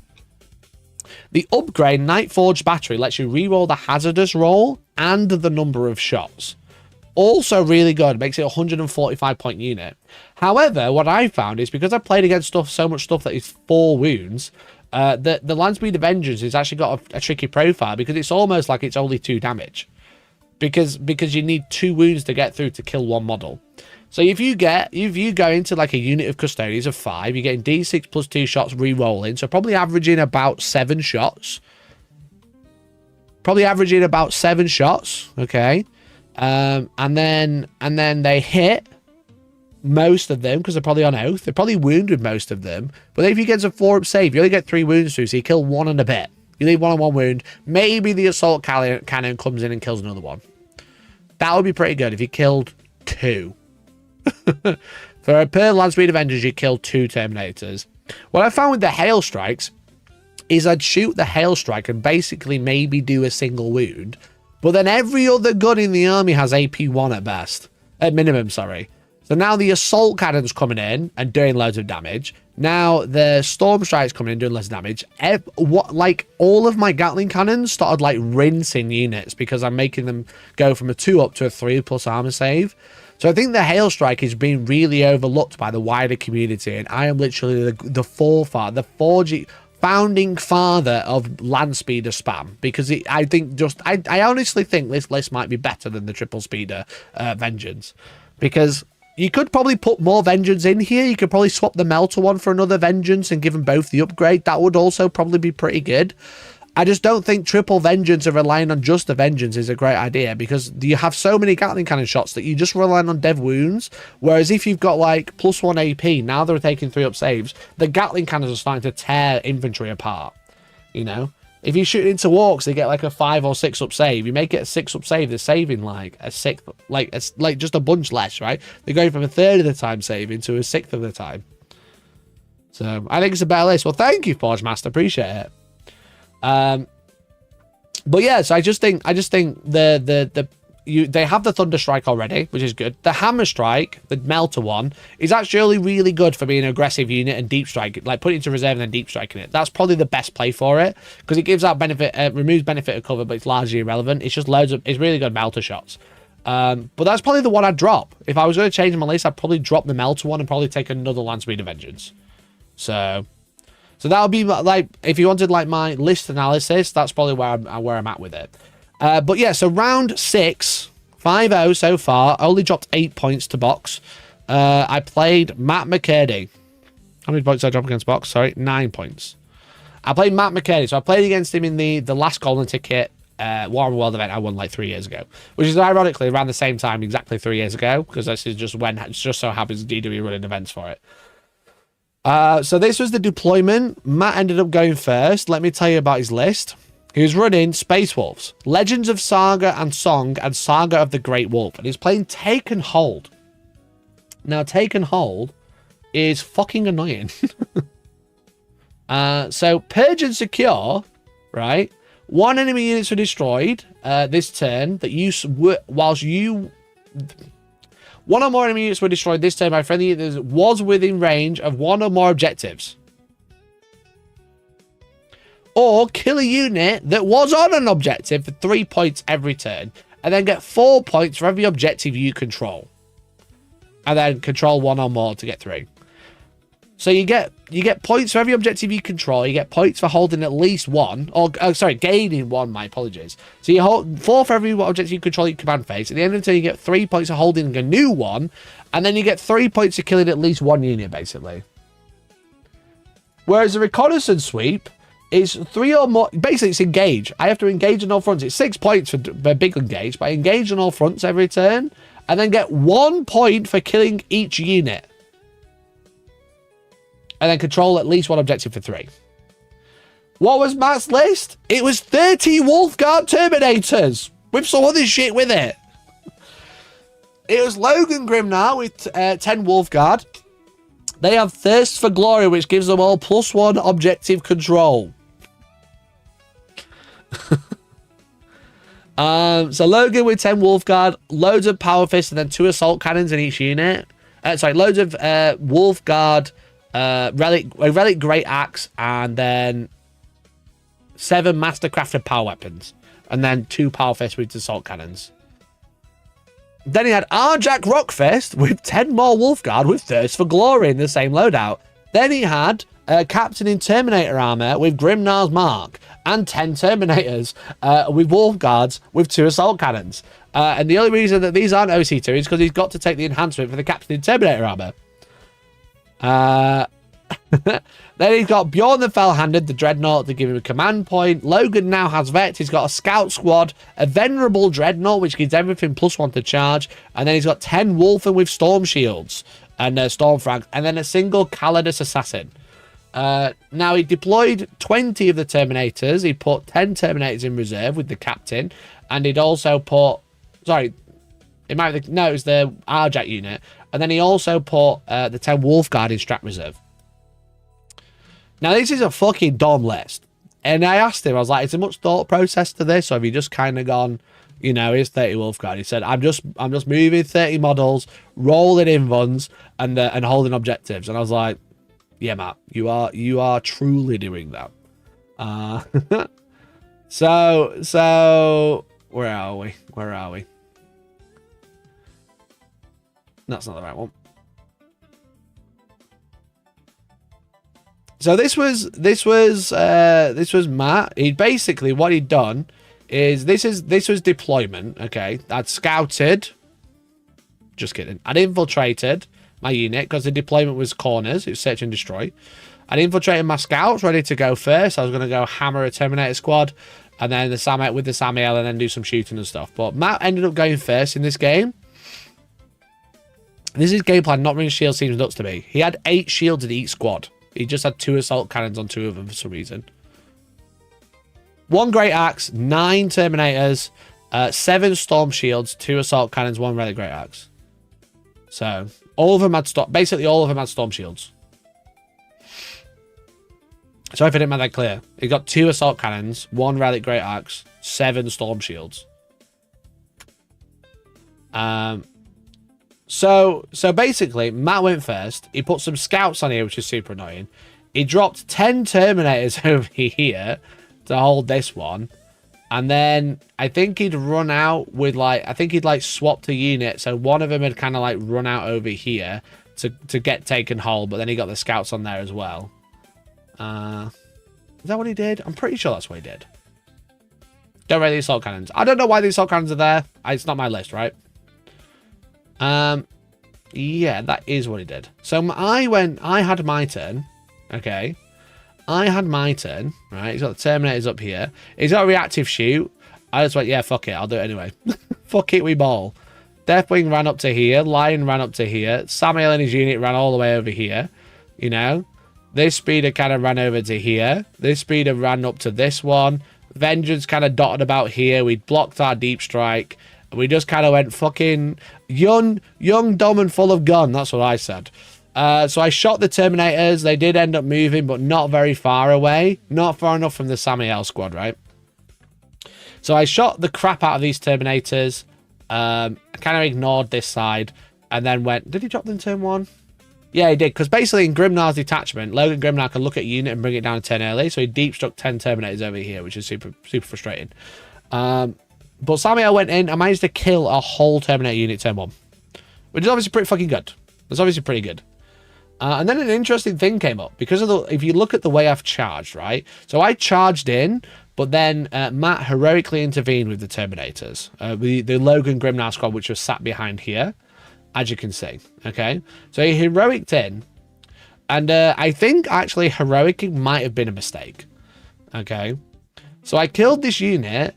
And then he heroics and hit a couple, and he precision Samael out of the unit, which is actually the first and only time it happened at the weekend. Okay. But it was the best thing to do. Get rid of Samael. It's not got mobile. It does still have advance and charge, but Samael's the best part of the unit. You get rid of 6 with sustain 2, strength 7, -3, damage 3 attacks. Okay, precisioned Samael out of the unit, which is great. But the way I piled in is I piled in like this, and I made a bit of a line because I wanted to slow the Terminators down, and I actually did. Okay, so what happened is because of the way he'd heroic and then piled in himself, he'd spread his unit out really far. I think this was just 9 inches, because obviously he can't be over 9 inches anymore, right? But what had happened is all of this couldn't move with Logan, because Logan basically needed to go over here, right? But none of this could keep coherency and get over the bikes. You know, so when it moved, it would have to desperate escape because of the way that my bikes are positioning his bases. So if he moves, he's got to desperate escape to get back into coherency. But importantly, he can't fall back and charge on the other side of my bikes and then hit my land speeders. So what he ended up having to do, Didn't mean to minimize it. What he ended up having to do, because like this unit's gone now, right? Is he ended up like falling back just like this, right? He ended up just falling back like this, and my bike squad is just in the way. Which meant that Logan then recharged, killed the bike squad, ended up on the objective. But then he's got all these land speeders, the Deathwing Knights and the Lion to deal with. Just because just because of the way that I think I'd done it. I hadn't really done it on purpose. I'll be honest with you, chat. I'd done it completely by accident. But just because of the way he positioned these models, is he couldn't fall over. So he had to desperate escape and lost 2 Terminators to desperate escape as well. Or like at least one, sorry. Which is pretty brutal. I won't lie, it was pretty brutal. So absolutely cracked positioning, chat. Absolutely cracked positioning. Be careful with your heroics if you've got a big brick of a unit and fall back and charge. And the reason they are actually out of coherency at this point, because that's when he started moving and realized he couldn't get out of 2, and then we kind of shoved them all back to work it out. So I absolutely held back the Logan Grimnar squad, which basically, again, I controlled the tempo of the game, which is really, really, really good for me. So and then the Lion went in, killed Logan's squad, the land speed, the death, oh, skip forward ahead a little bit. The Lion went in, god damn it. The Lion went in, killed the Terminators, killed Logan, my bikes are gone. The Deathwing are kind of stood around here doing their thing. I'm shooting this unit, not doing much damage to it. The Wolfen come in from reserve and wrap the Lion, which is super scary, because I had the Lion like here because of where he charged Logan. The Wolfen came in, wrapped the Lion, and I actually managed to survive the round of combat with the Lion, who have like 4 attacks with anti-monster 3+. Managed to survive in a single wound and sweeped them all with the sweep attacks and killed 6 of them. And then in my own turn, I didn't charge at anyone because the Lion has fights first, and then he just attacks and just kills everybody. So he managed to kill that unit, and then he did die to Bjorn, etc. But having the Lion basically kill all of the Wolfen for no trade whatsoever, did 9 wounds to the Lion, granted, but managed to kill a whole brick of 10 Wolfen, which are like 200 points. The Lion just stood there, picked up Logan, picked up the rest of the Wolf Guard, picked up all of the Wolfen, then died. Is a really, really good trade-up, definitely. But then we had the final unit, which got picked up. They got picked up, and then they got dropped over here, and then there was a big brawl with the Wolfen Dreadnought, the Death Guard, a couple of land speeders, etc. But I did manage to whittle them down to then Matt not being able to get taken hold, not being able to score, me being able to start like the up down deep striking. I think I sent that one scout you saw in that picture survived until turn 5. That one scout there ran into his home objective, so I ended up picking up a land speeder to kill it over here, but it also started getting me engaged. So it kind of looked something like this, basically. Like speeders coming over, vengeance like came over and did shit, etc. And then I managed to delete basically all of the Terminators. I'd lost the Lion. I'd basically got 1 speeder over here, got 1 speeder over here. I think I had like 2 speeders over here or something like this. This one had gone. That had teleported. It was a really close game, but he managed to kill quite a lot. But I just managed to outscore him towards the end because of reconnaissance sweep, because of getting the big engage and stuff. So I got engaged on all fronts as my last card. So I teleported to get engaged, which also got me max primary at the same time, because I was like double. I had insult incessant here because I'm obviously like double engage is like it's like 11 points for doing engage, because your primary you get 6 points rewarded for it, and then the cards you get 5 points. So yeah, so that was a fairly close game. It was 84-92. There's only 8 points in it. And yeah, it was absolutely like an absolute clusterfuck, to be honest. Like the primary was like really, really hard. Definitely really, really hard. The Wolfen only have 2 attacks. Okay, sure. Do you have sustained or something? It's a lot of attacks at 3 damage, basically.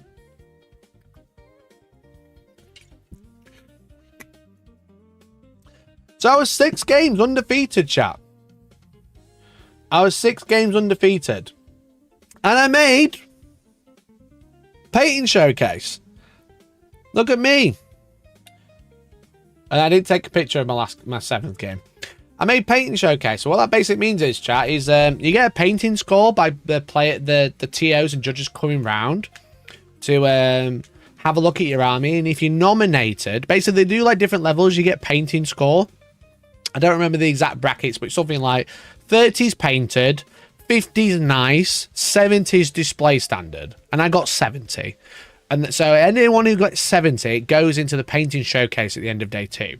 And what they do is they have a real close-up look at your army, right? With a light to have a proper...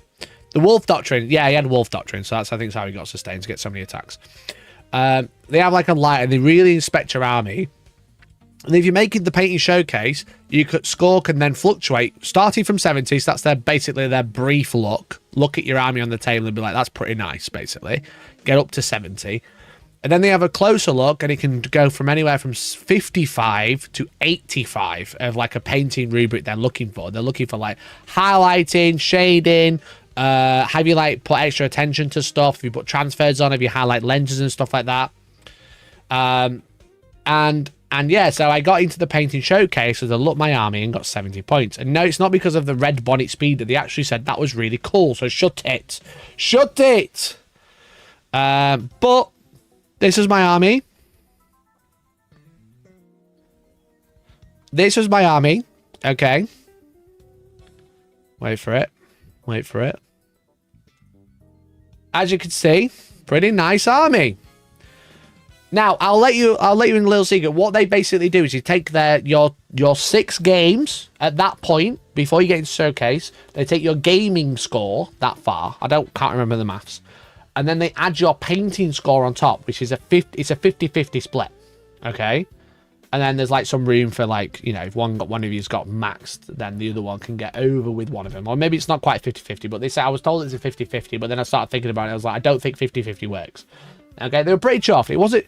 I might have got best army or something like that. But my main thing is they can actually go towards best overall. You know, so best overall is basically you get the a high painting score and a high gaming score, and if you win that, even if you don't come first, you can actually still get a golden ticket. You still get a trophy. You know, you can actually still get a trophy, which is pretty fun.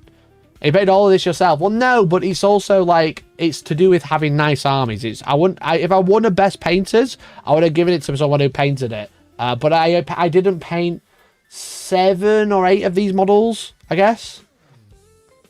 You know, I didn't paint the assault intercessors. I've done a lot. All the Ravenwing stuff I've added to it since I received it. But I didn't paint it all Oh, I didn't paint the Outriders either. I didn't paint all of the speeders, and obviously that's a large part of the army. I painted the line as well. Now, the problem is they didn't update the score, and I'll let you in a little secret, chat. I didn't win best overall. My last opponent did. And you might look at this and be like, well, you did better than your last opponent because your last opponent got 5 wins and a draw, and obviously it got capped at 6 games, and you both got the same painting score.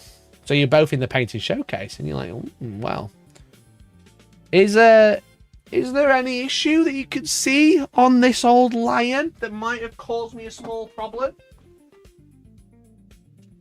Because no, it wasn't. It wasn't the bonnet of the land speeder. They said that was cool. I put it in the middle, said it was leader. You know? Can you notice anything that might be an issue?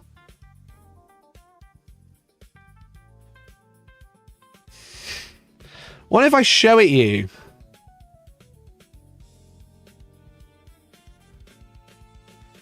Do you notice anything? No, it's not the watchers that are missing. Do you notice anything? It's nothing to do with the watchers missing.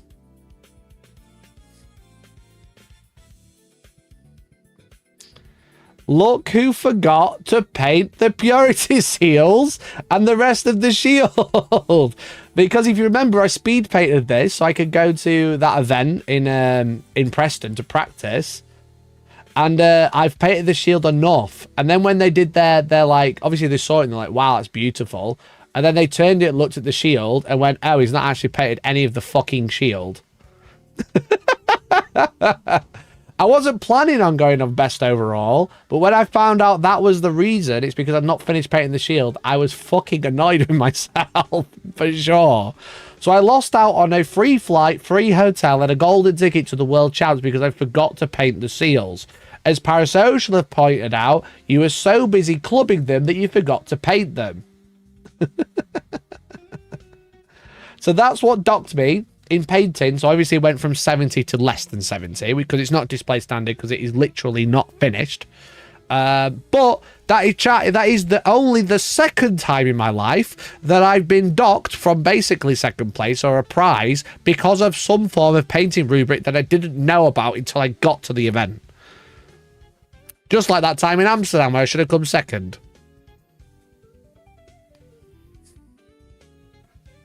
Getting nominated with not finished models. Who did you knock off? Did you not see the fucking rivet? Bro, I painted every single rivet.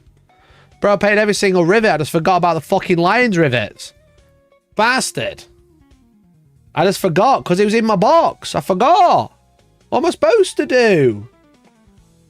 But in this picture, you can see that the fucking purity seals aren't painted at all. They got fucking gold on them, dude. I forgot, dude. I forgot. What can I say? So that's why I didn't come away with a. That's why I didn't come away with best overall, basically, because I did ask afterwards, and I was like, "Well, we both have 70 in our list, so why didn't I win best overall? I'm happy for my opponent to win best overall. I'm just wondering why." And it's like, okay, so you get 70 initially, and then thanks, mate. Thanks, paint your models, bro. Appreciate it, Andy. Thanks, bud.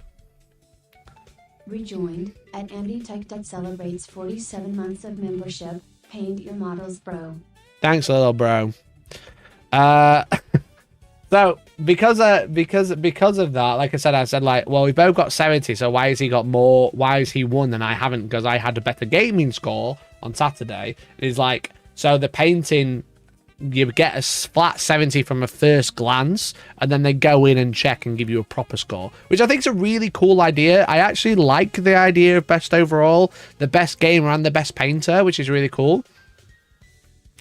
And yeah, so I think it's a really nice idea. It's something that I've considered adding to my event, and how I maybe try and work out a way I can incorporate that.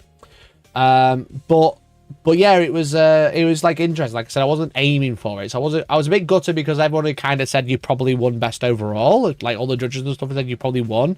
But obviously, then when they had like a proper look and took the painting score into account, like the lion's not finished, so it's understandable why I didn't win. There's like one of my speeders was missing engines because I forgot to stick them on. They're still on my painting desk, you know. There's like little bits like that which has obviously held me back. But my last opponent, Tom. Absolutely exceptional army. I was really happy that he won. You know, he did 100% deserved. But obviously, it just shows you how much like that painting rubric does, like painting score, like comes into effect for the finals thing. So yeah. So like I said, I'm really glad he won. I'm really glad he won. I feel like I did have a nice army, but it wasn't finished. You know. So yeah, so I'll steal the idea like the Buddha even I am. Yeah, so I didn't win best army. I didn't realize it was entering for, I don't know if it was entering for best army, but painting showcase, because they said it was to do with best overall, so I was like, okay, cool, I'll enter then. So, but maybe it did, maybe it didn't. But yeah, Tom's army is stunning. So then next day I had my round 7 opponent. So I want to just like say a few things, because I think I don't want to be a knobhead about my opponent, but like, I think people can get quite stressed playing games. You know, people can get really stressed out, and people really want to win, right? Especially when it's like the semi-finals. I obviously really wanted to win my 7th game, and I obviously lost. The spoiler alert: I did lose my 7th game. It's the only game I lost. I was really gutted that I lost, but I wasn't gutted as in mad, right? I wasn't gutted as in mad. Let me set up my my map for this game because I'm reusing one of them. It's basically the same fucking army.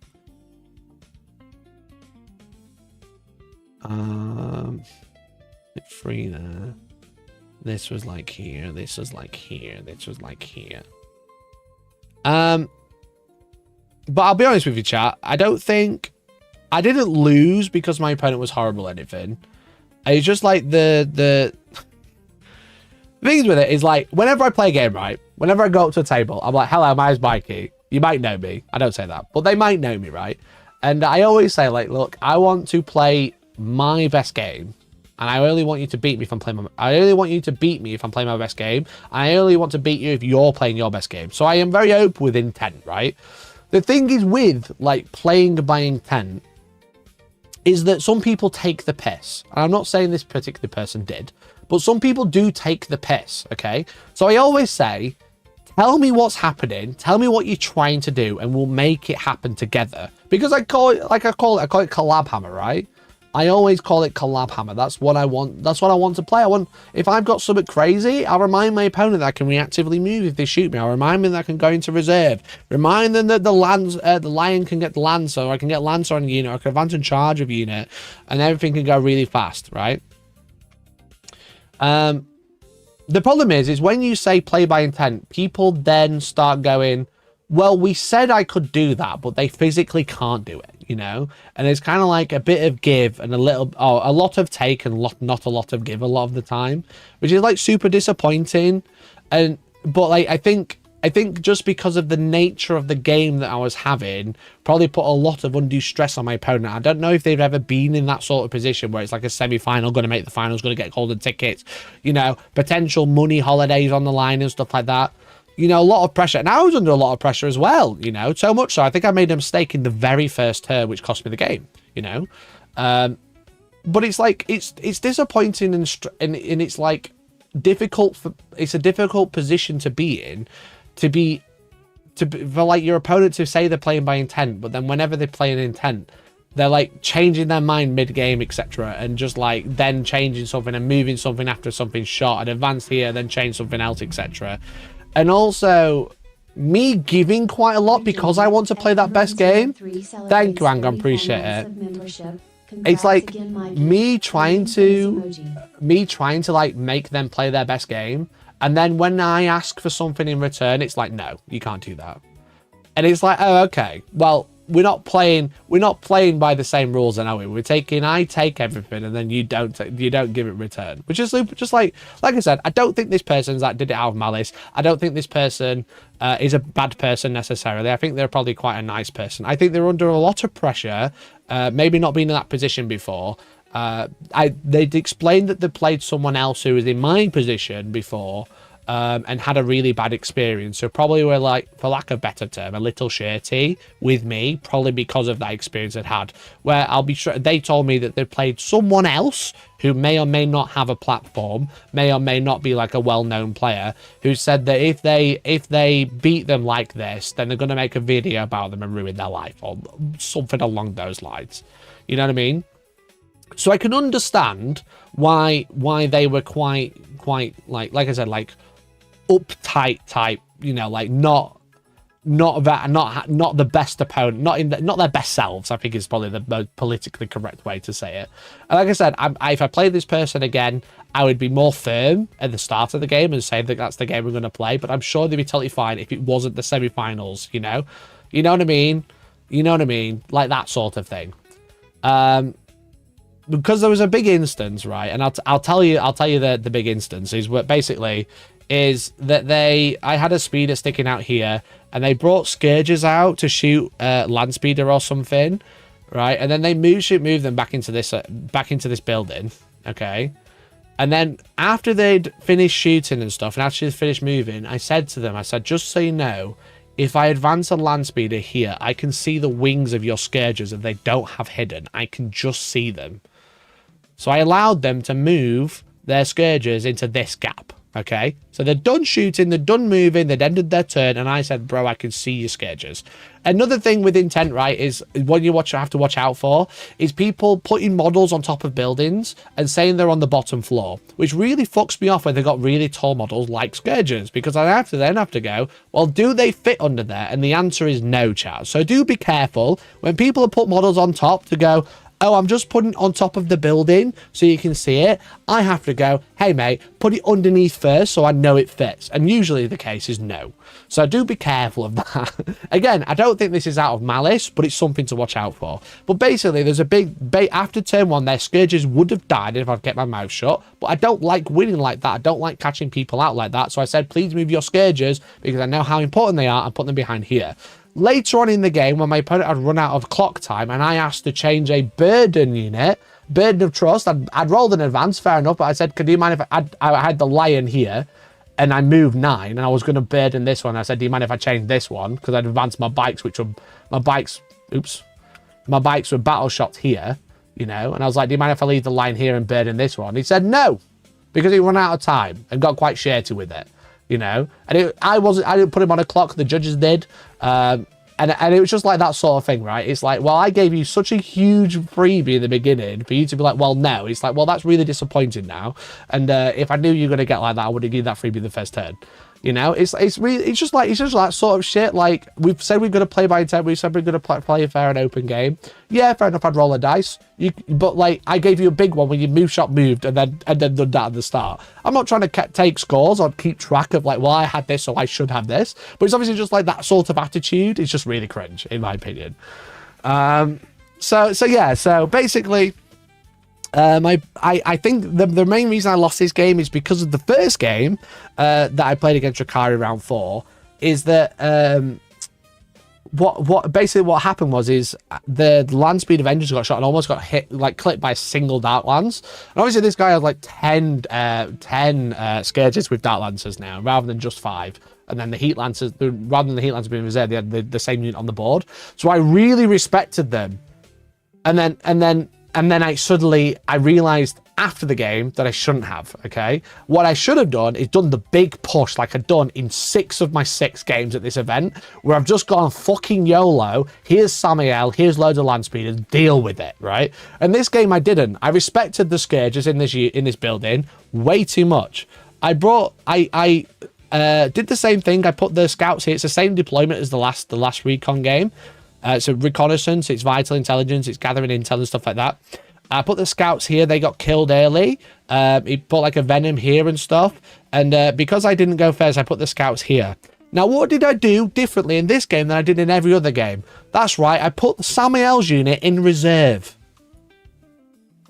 I put Samael's unit in reserve turn 1. Why? Because I didn't want to lose them early. Why did I do that? I don't fucking know. I've got no idea. It was the dumbest thing I've ever done. So I'd used the strat, spent a CP to put them in reserve because I was like, I'll keep them in reserve and then I'll bring them out to be a really cool hammer unit. The problem is that the Deathwing are coming out, it's quite slow. The Lions coming out, it's quite slow. Land Speeders are coming out and getting shot. Land Speeders are coming out over here and getting charged, etc. Because obviously I'm trying to shoot stuff because I'm trying to get line of sight to this little pocket here. And I had, basically, in every game up until this point, I, as the fast, mobile, hammer hitting with the land speeder list, was controlling the tempo of the game. I was usually like, here's Samael, you eat him, he dies turn 1 or turn 2 usually. You know, he doesn't really, like, kill a lot. He doesn't kill a lot after that first turn, but you have to kill it or it kills you because it falls back and charge, falls back, shoots and charge, does whatever it wants, basically. It's got mobile, it advances and charges, heroics for cheap, etc. You know? And yeah, so I usually throw that in, and then whilst that's doing its business over here, doing whatever, the Lion's catching up, the Deathwing's catching up. I'm starting to pick units off with the Land Speeders to slow them down. You know, I'm doing all my shit like I did in every other game. And then when the bikes are dealt with, my next turn, the Lion's here and the Deathwing are here, or the Deathwing are doing actions. I'm sending the Lion in, but he's backed up with loads of speeders, so I'm killing all this shit, right? For some reason, I think, I'll be honest, it was a really sweaty weekend, right? And I was quite stressed because of the position I was in, you know, because if I win, I'll be honest, no offense to my final opponent who ended up playing, if I win, I play Siegel on stream in the last round. For my career, that is wonderful. That will be absolutely great. So I was really desperate to win this game. And I didn't want to fuck it up early. And And my opponent be like, oh, well, Lilith will kill all the bikes in combat, you know, the incubi will kill all the bikes in combat. And I was like, oh, yeah, they will. So I'll keep them back and I'll try and deal with them. But all I did was I gave full board control and full tempo control to my opponent, which was a problem. That was wrong to do for me because I'd not done that in 6 games and won all of them. When I really disrespected the Scourges in the 4th game, I scored 100 points and I just sent everything in and went for it, you know. But I went second again, which is an issue. Now, my opponent had like a lot more like screening stuff and a lot more like odd models and stuff like that where they could like block things out and stuff. But what I should have done is just use Samael aggressively, or, you know, like I did in the 4th game, send Samael over here while all the speeders start moving over here and shooting shit, you know what I mean? Which I didn't do. Now, I ended up getting some Scourges by moving a land speeder up here, and there's like a death line here where he left them out again. But because I left Samael in reserve and I only brought them out on turn 3 rapid ingress over here by the time that my opponent was already handing my ass to me. So I basically gave, like I said, full control to my opponent, which is like just like an issue. But I just think like what happened is basically I had like a land speeder here that was like shooting Drazar, and then we'd been put on a clock because I'm not going to say like start blaming whoever why we were on a clock. Basically, we weren't far enough in the game by the time that the clock came out. You know, they basically wait, if you've got an hour left and you've not finished turn 3, you're on a clock, right? Split in half an hour each. And my opponent got like quite annoyed when he was running out of time, and then he started accusing me of using his time because he ran out, you know. And I don't think, again, I don't think this was out of malice. I just think he was like he's a young guy just out of frustration, like trying to win a game. And I'm like, no, mate, you're out of time. You can't roll any more dice, and having to get a judge to come confirm it. And then for him to blame me to say, well, you were using all my time. And I was like, no, we don't clock over for saves, you know? And like, yeah, it just made it kind of like a, like disappointingly, quite a disappointing game. Like thinking back to it. Because like I said, I would never try and manipulate a clock against someone, but slapping back clocks for saves is mega cringe, and it's just against the chess clock rules that are in place. And again, I don't think he was trying to do it to try and like gain my time. I don't think the guy's been on a clock very often. I doesn't understand how the clock works fully. But yeah, it kind of got into my head a bit because I was like getting quite frustrated with it, you know, and like every other game, even that fair enough, every other game I was winning. Some games I was losing. But I even played my arch nemesis and didn't get psyched out, you know what I mean? My arch YouTube nemesis, because I don't agree with his business practices, lovely in the game, we had a great time with him, you know what I mean? But this game, there's just something about it, and I think it was just because of the position it was in, which was like disappointing for me and my performance, but just disappointing in general. So, like I said, I don't wish ill will on the player or anything. I'm sure, like, outside of the games, he was lovely. Was that just because he won? Probably not. I do think he's probably just a nice person. I just don't think in that game he was showing his best self. I think it's probably the best way to describe it. And that just like really soured that game, to be honest, because I really wanted to have like 8 sick games, and that one wasn't sick game because every time it was like, well, I'm trying to do this. I'm like, okay, let's go make it happen. And then it was like, oh, well, I'm actually going to do something different now. So I'm going to move 4 units after I've shot everything. I'm like, well, you can't really do that now, mate, because it's like, with your intent, you tell me what you want to do, and then I come and help you. That's the way I see intent. I don't see intent as, oh, I'm going to move 20 and move another 20 when I actually only have 6 inches on my data sheet. You know what I mean? Like, there's intent and taking the piss.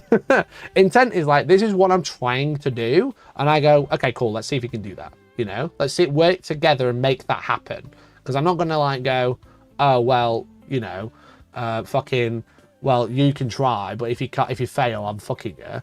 But also, like, if you can move with a unit 12 and then move 6, and you want to make sure you can get back into terrain, let's make sure that's actually possible, you know? Let's make sure that's actually physically possible so it can happen. Because if it can't happen, you're not doing it. You know? And it was that sort of game, and it made me feel like a proper cunt, and I really hated it. And I hate having to be like, no, let's do it properly, you know? Intent doesn't mean do what you want. Intent says, this is what I'm trying to do. And I go, okay, let me watch you try and do it then. And if it works, great. And the problem is with intent is like, there are bad characters. And I'm not saying this person is a bad character, but there are bad characters that try and take the piss. You know, they go, my intent is to You know, like fucking move this model. I don't have to take my hand. You know, my intent is to move this model from here to there. So they pick up the model and they go like this, you know. So yeah, it's like, it's just difficult. And again, I'm not saying that this person's malicious. I'm not trying to like ruin them or anything. That's not what I would want to do at all.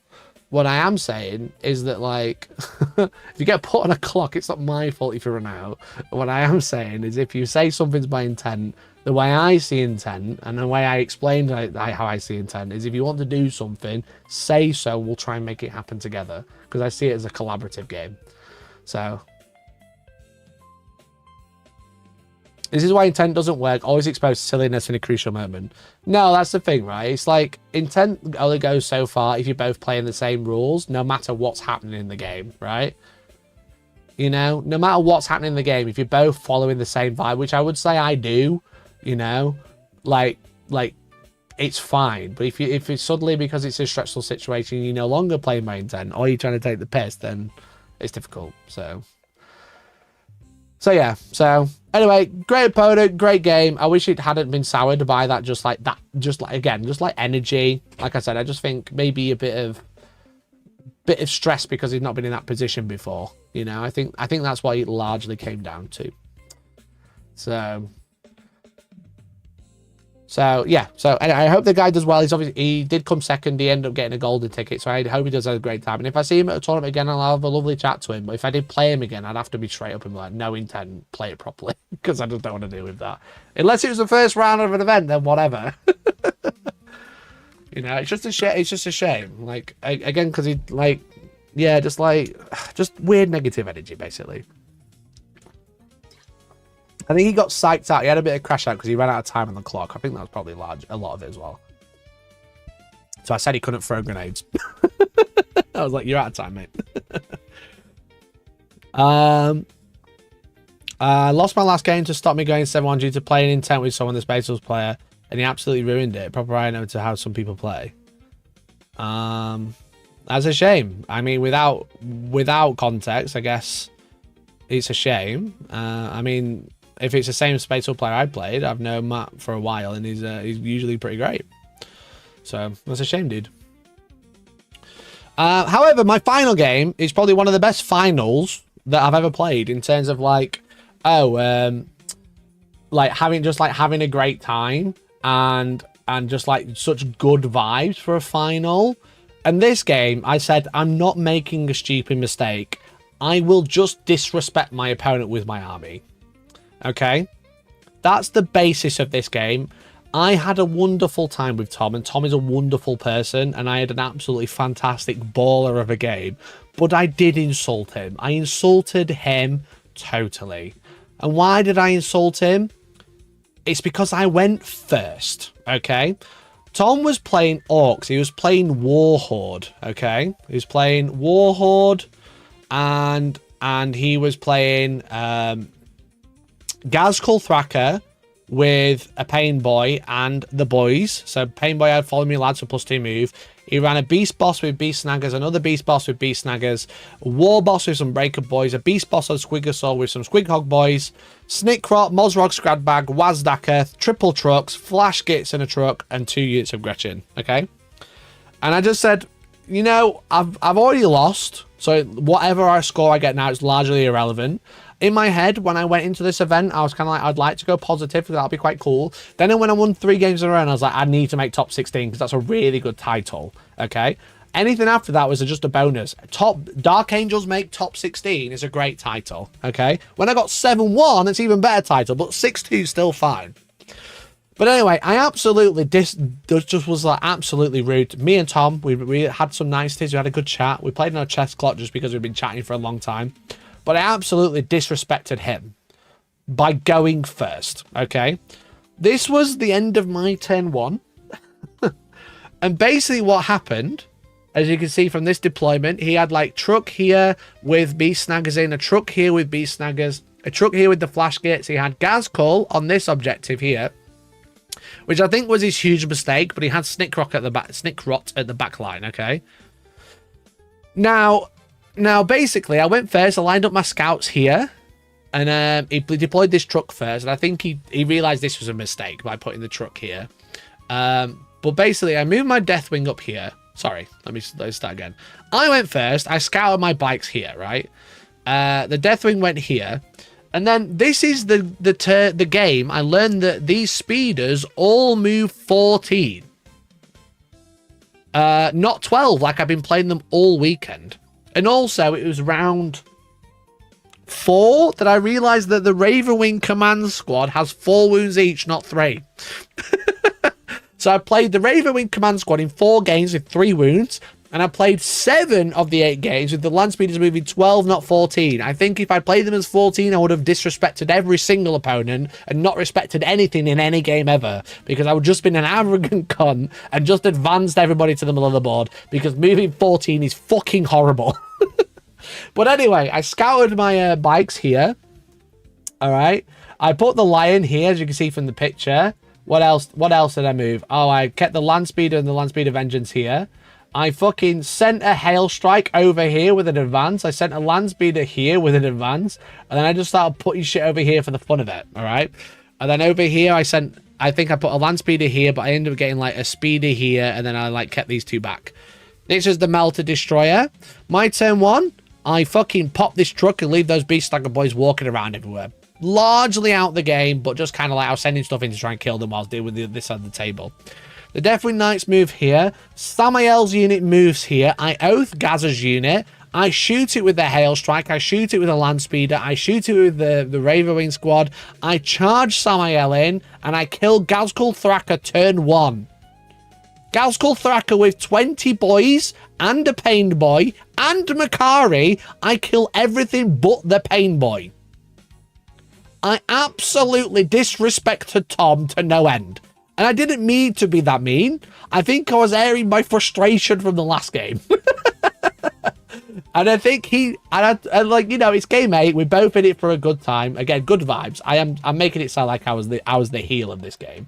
But I did end up with Samael's squad on his home deployment zone, tagging Snickrot because it's fun, tagging the truck, tagging the grots, but most importantly, picking up Gazkul Thraka before a while, so no advance in charge, no Pain Boy with 20 boys in my front line. And so much disrespect that I moved the scouts forwards for another potential charge, and then I just stood there, looked at Tom, and I said, I'm going to plunder. It was rude. It was really rude, I won't lie. So then, here is Tom with said beautiful Gazgul. Absolutely gorgeous conversion, gorgeous paint job, etc. But like I said, absolutely disrespected him to no end. I just went, you know what, mate? I think you're great. We've barely met before, but I'm just going to fuck you. I'm just going to fuck you right now. And it worked. So then he slid me this card. He slid me a business card that says, esteemed opponent, you've been cordially invited to a war, bring your own bolter, which was a wonderful way to declare the war rather than screaming at me. You know, I actually think calling the war warring really loud is actually kind of cringe now. It was funny at first, now it's just a bit cringe.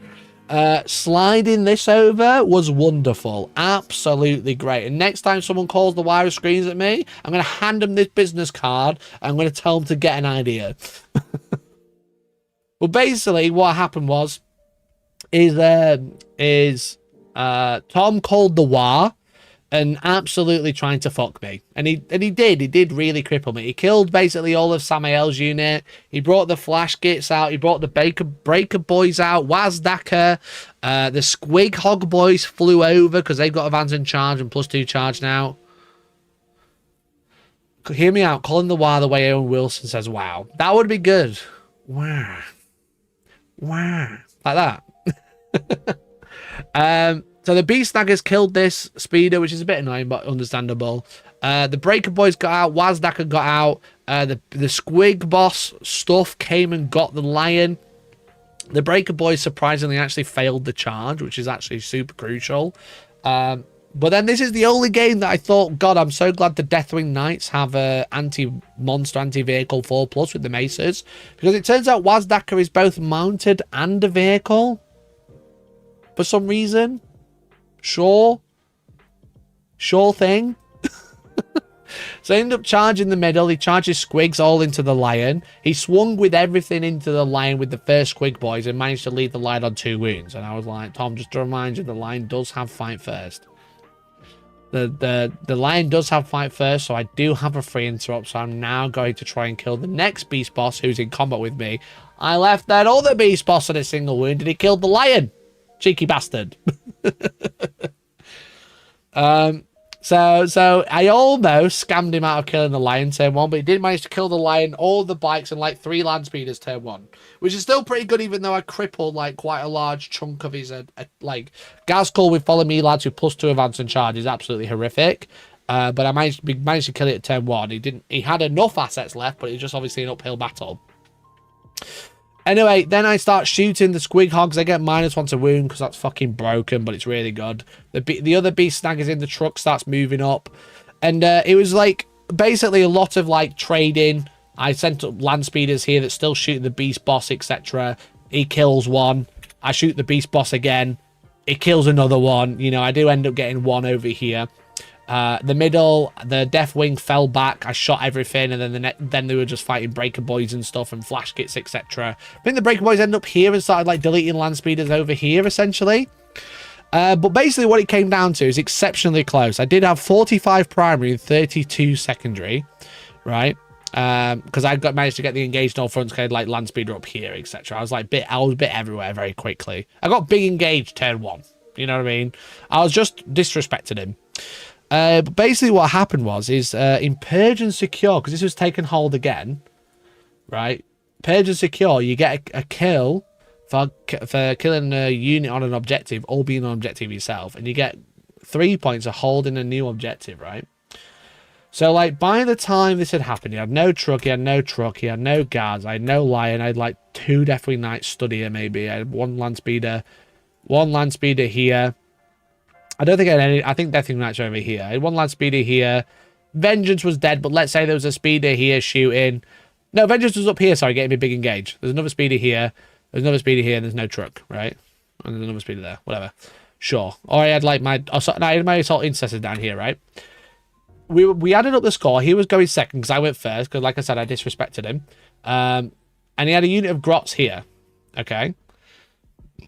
And we worked it out. That he had defense stronghold, which I couldn't stop because I think I wasn't in the deployment zone. I was like there. He had assassinate because I'd already killed all my characters. So he got 5. And we worked out he was on 82 points to my 87. Okay. This is pretty scary. All right. That's at the start of his turn after he scored normal primary. Now, he had a unit of grots here and Snickrot remaining, okay? And Snickrot had already come down to try and kill this unit on my home, you know, to try and get 3 points last turn. But I fell back and just ignored him. I'm gone, you know, I don't really need to kill him. Whatever. Now, we looked at the cards and we looked at the primary. And basically, Tom needed to score 6 points to win, okay? And at this point, we had a crowd around us because we were obviously the loser bracket of the finals. We had a crowd. Everybody was, all Tom's friends and everyone else was watching. Okay. And I just made a fucking 9-inch charge of the Deathwing. I was like, great game, mate. Here's a fucking double 6 charge or whatever. Just made absolute charge. Nailed him. He's got 10 grots, 1 Snickrot, right? And I said, you need to win, you need to grab an objective and kill something.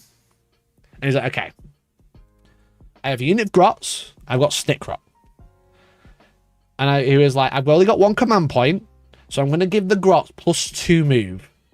And if I advance the grots, I'm just within 14. You're not holding that objective, or if I get 2 on there, you'll take it. Maybe I had a speed on there, I can't remember. If I get 2 grots on there by moving 14 inches with the +2 advance and charge, I'll take the middle and score 3. So, but I've got no command points. So he rolls a dice.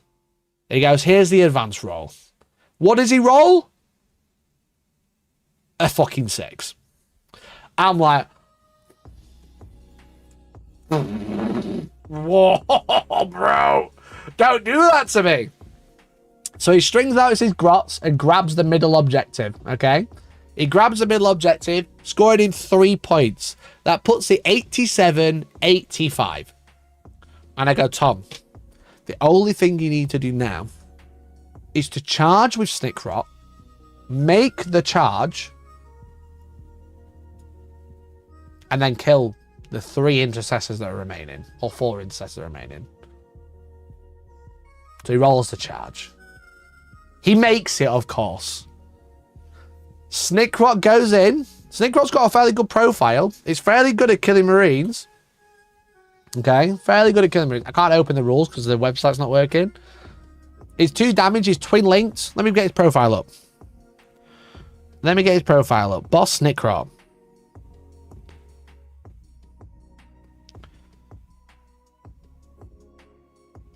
Six attacks, strength 6, -1, 2 damage, precision, but twin linked.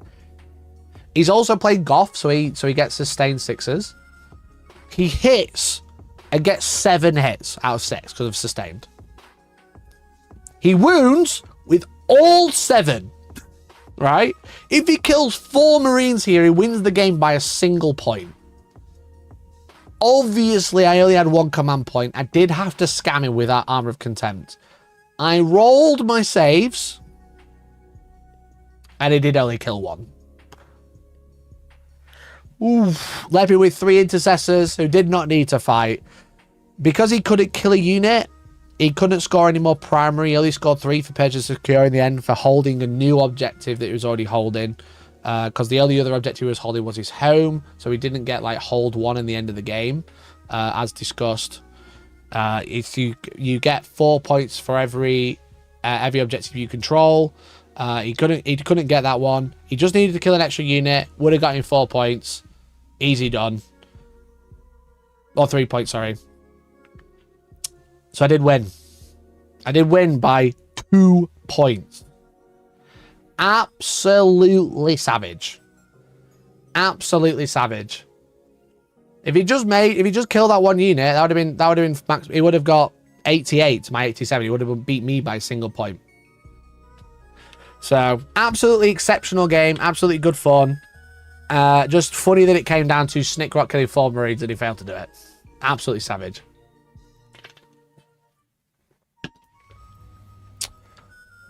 So that was the game. And that was 8 games of Warhammer. Finally going 7-1 out of how many players played every game? 193 maybe? I know. Most people dropped after day 1. 181 played every game. So yeah, it truly was cinema. Maybe 1, 2, 3, 4, 5, 6, 7. 180 played every game. There you go. Out of 187. So 187 players, I came 3rd place. Like I said, it would have been super cool to get in the final. I was happy that I was in the top 4. Because what they did is they locked out the top 4 after the semi-finals. So no matter what, there'd always be those 4 players playing, which is cool. So basically, make it to Sunday, you guarantee top 4. Essentially, how it worked. But Tom was absolutely wonderful. Every opponent was really great, like in all fairness.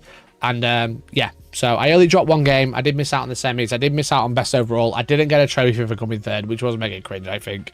But that's what happened at the Warhammer Open Newport. A really great event in a big convention center. GW do run great events.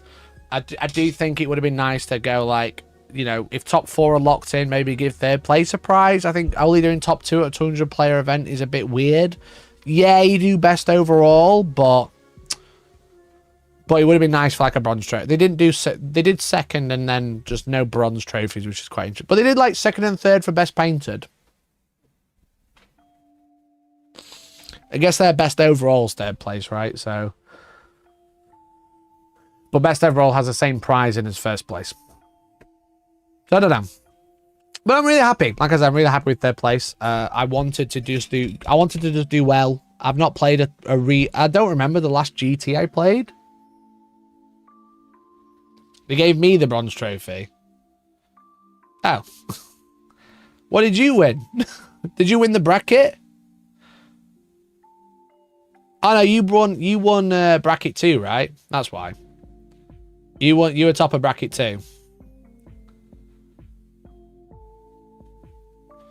If one of the top 2 already had a golden ticket, does it go to 3rd place?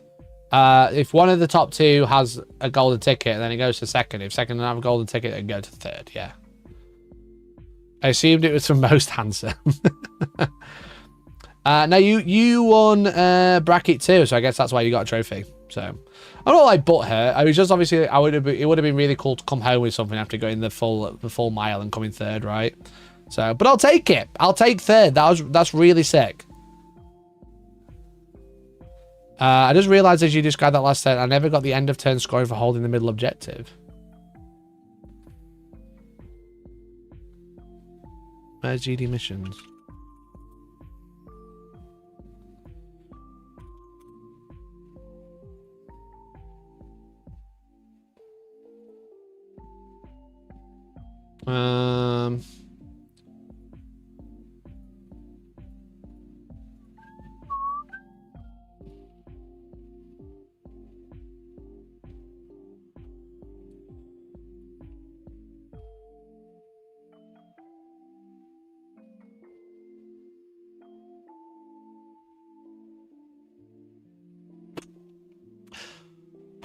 Well, it's kind of a good job I never got a trophy. Anyway, guys, gotta go. Yo, shout out to Tom, who did win best overall, and I didn't. Probably for good reason. Yeah, end of your turn. I didn't even notice that. I can't open the scoring, but yeah, Tom only scored 3. Probably should have scored, because he got control a new one.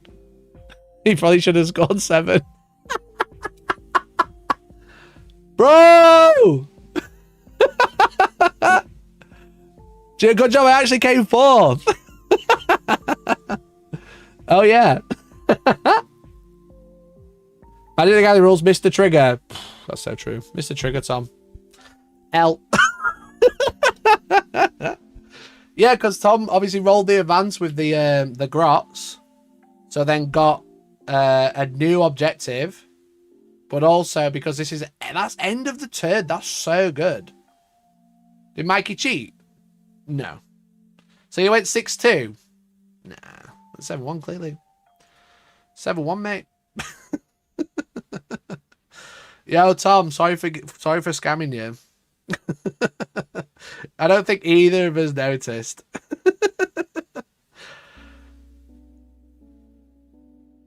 You just read it as end of the battle round, right? It's chill, guys. Neither one of us put us in. Sorry, Tom, mate. Disrespected you from the start to the end of the game. What can I say? I'm blaming the crowd. The crowd we had. Yeah, end of the turn or end of the command phase or in the end of the turn in the 5th battle round. Mikey played by intent, intending to win. Oh, that's funny. That's funny. So that 6-inch advance for the grots did technically win you the game.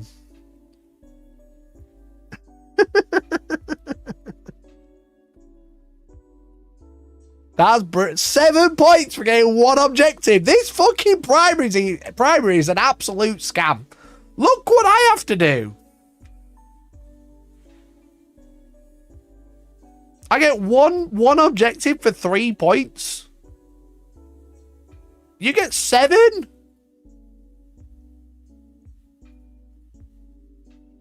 Absolute scam. This is also end of your turn in the 5th battle round. But it's just hold 1. I guess the difference would have been if I'd known that, I would have watched the grots, right?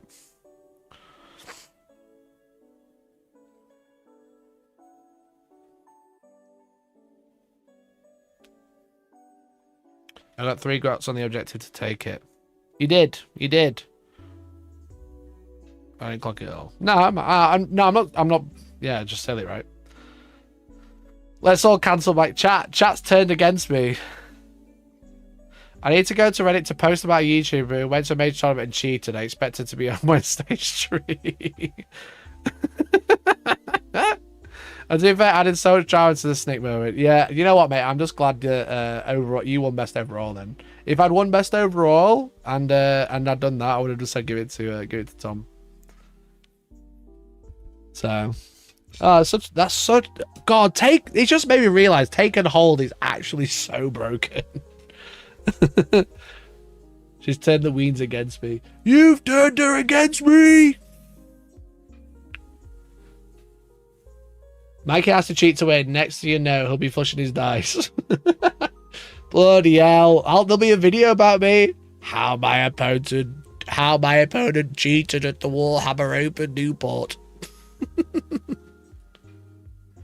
Maybe I misread the points, but would it have not been a draw? No, because he's really far behind on primary, so he would have scored another 4, yeah. He would have scored another 4. I was just looking, I was wondering if Tom had maxed primary. I had maxed primary, but Tom hadn't. It's got way more secondaries. Mike, you need to pay for Tom's flight. Your disrespectful conduct cannot go on like this. I'll pay for his flight if GW don't pay, but I'm pretty sure you got flights and accommodation. I'll get him the cheapest jet to Barcelona holidays ever seen. Stephen Box is gonna love this. Yeah, probably. Sorry, man, the penny literally dropped around the street. It's so good. Hey, easy done, right? Easy done. If we would have both known that that was the win, then yeah, that last turn would have just gone slightly differently. Maybe I'd, like I said, maybe I've armor of contempt. Maybe I'd try to do something else. I don't know. Instead of armor of contempt, maybe Overwatched or something. Inviting for a Friday rematch stream. I mean, he's more than welcome. It's just very far for him, considering where he lives. So, Dark Angels go 7 star 1 star at the Newport Open. Hopefully you enjoyed the breakdown of all the games. Thank you to all my opponents. I did have a wonderful time. It was great. Hopefully you enjoyed some insight into some games and some insight into like competitive play. I am planning on going to a few more tournaments. I would really like to, I'm going to probably play a lot of the GW ones that are all coming out now, because GW are running more Warhammer Opens. I think they were running one in Liverpool. Someone posted on Instagram there's one going to be happening in Liverpool. And then there's all the national series that's coming out, right? So there's national series that's going around, which they haven't revealed a lot for now. I've been told a lot more about what's happening with this national series. It sounds really fun, but essentially it's like a heat system, so you can go qualify for the final event, which is going to be fun. So I'm going to go to a bunch of those, which is super exciting. So hopefully I'll see you guys there if you are attending. But yeah, hopefully you enjoy my insight. And again, I feel a bit bad for kind of talking a bit rubbish about my 7th round opponent, but like, it's just my experience. That was the experience I had, so I feel like it needs to be said. So again, I don't think the person's a bad person at all. I don't think they'd ever be like that. I think they were just stressed at the time. And so was I. So Matt Snick moment would have been nowhere near as fun if we didn't think it was down to that. Yeah, exactly. It would have been whatever, right? So now, fair play, mate. Fair play. You did technically win. You did technically win that one. Definitely not me. So that's it. Chat, hopefully you've enjoyed it. I've enjoyed it. I hope you enjoyed hearing about it. Hope you like the Photoshop, like kind of moving shit around. I could have done it on TTS, but I don't have TTS, so so I didn't. But hopefully you enjoyed the list breakdowns and the thought process and stuff. I'm gonna do a list profile, army profile video. I'm gonna go film it tomorrow, but it's essentially a like, here's the list I started with, here's how it developed, and here's what I liked and didn't like about it. And how I want to improve it, rather than going over every game in like a video. We've obviously just done that for like 2.5 hours, right? So I don't want to do that again. I don't want to just repeat myself, but I want to do like an army profile of like, this is how the army functions, this is why I'm taking it, this is what it adds to the army, here's how it like developed and evolved, and what it did well. But basically like a list breakdown. But I want to do it in like a fun way, so I think you'll like the format. Thanks again for a belt of a game and craps on 3rd. Thank you, man. Appreciate it. I enjoyed the last 10 minutes the most. 6-2. I said we should resolve in the car park. True. My last round opponent uses YouTuber status and mace hiding tricks to rob me of third place video incoming. Steelman, thank you for the membership. Appreciate it. Appreciate it. Thank you so much. Rejoined at Steelman 339 celebrates 40 months of membership. Hilarious. Hilarious shit, bro. Thank you for going 6-2. That's so true. On the floor laughing emoji. Excellent. Excellent stuff. So, guys, I do not fancy my car park odds. So, guys, hopefully you enjoyed it. Thanks so much for watching, and I'll see you Wednesday. We'll watch Miniature Masters, and we'll do Orc Codex Roundup and stuff. So, thanks for watching. Appreciate you, and bye-bye for now. Bye-bye. I did technically 6-2, but really 7-1, because we're both stupid.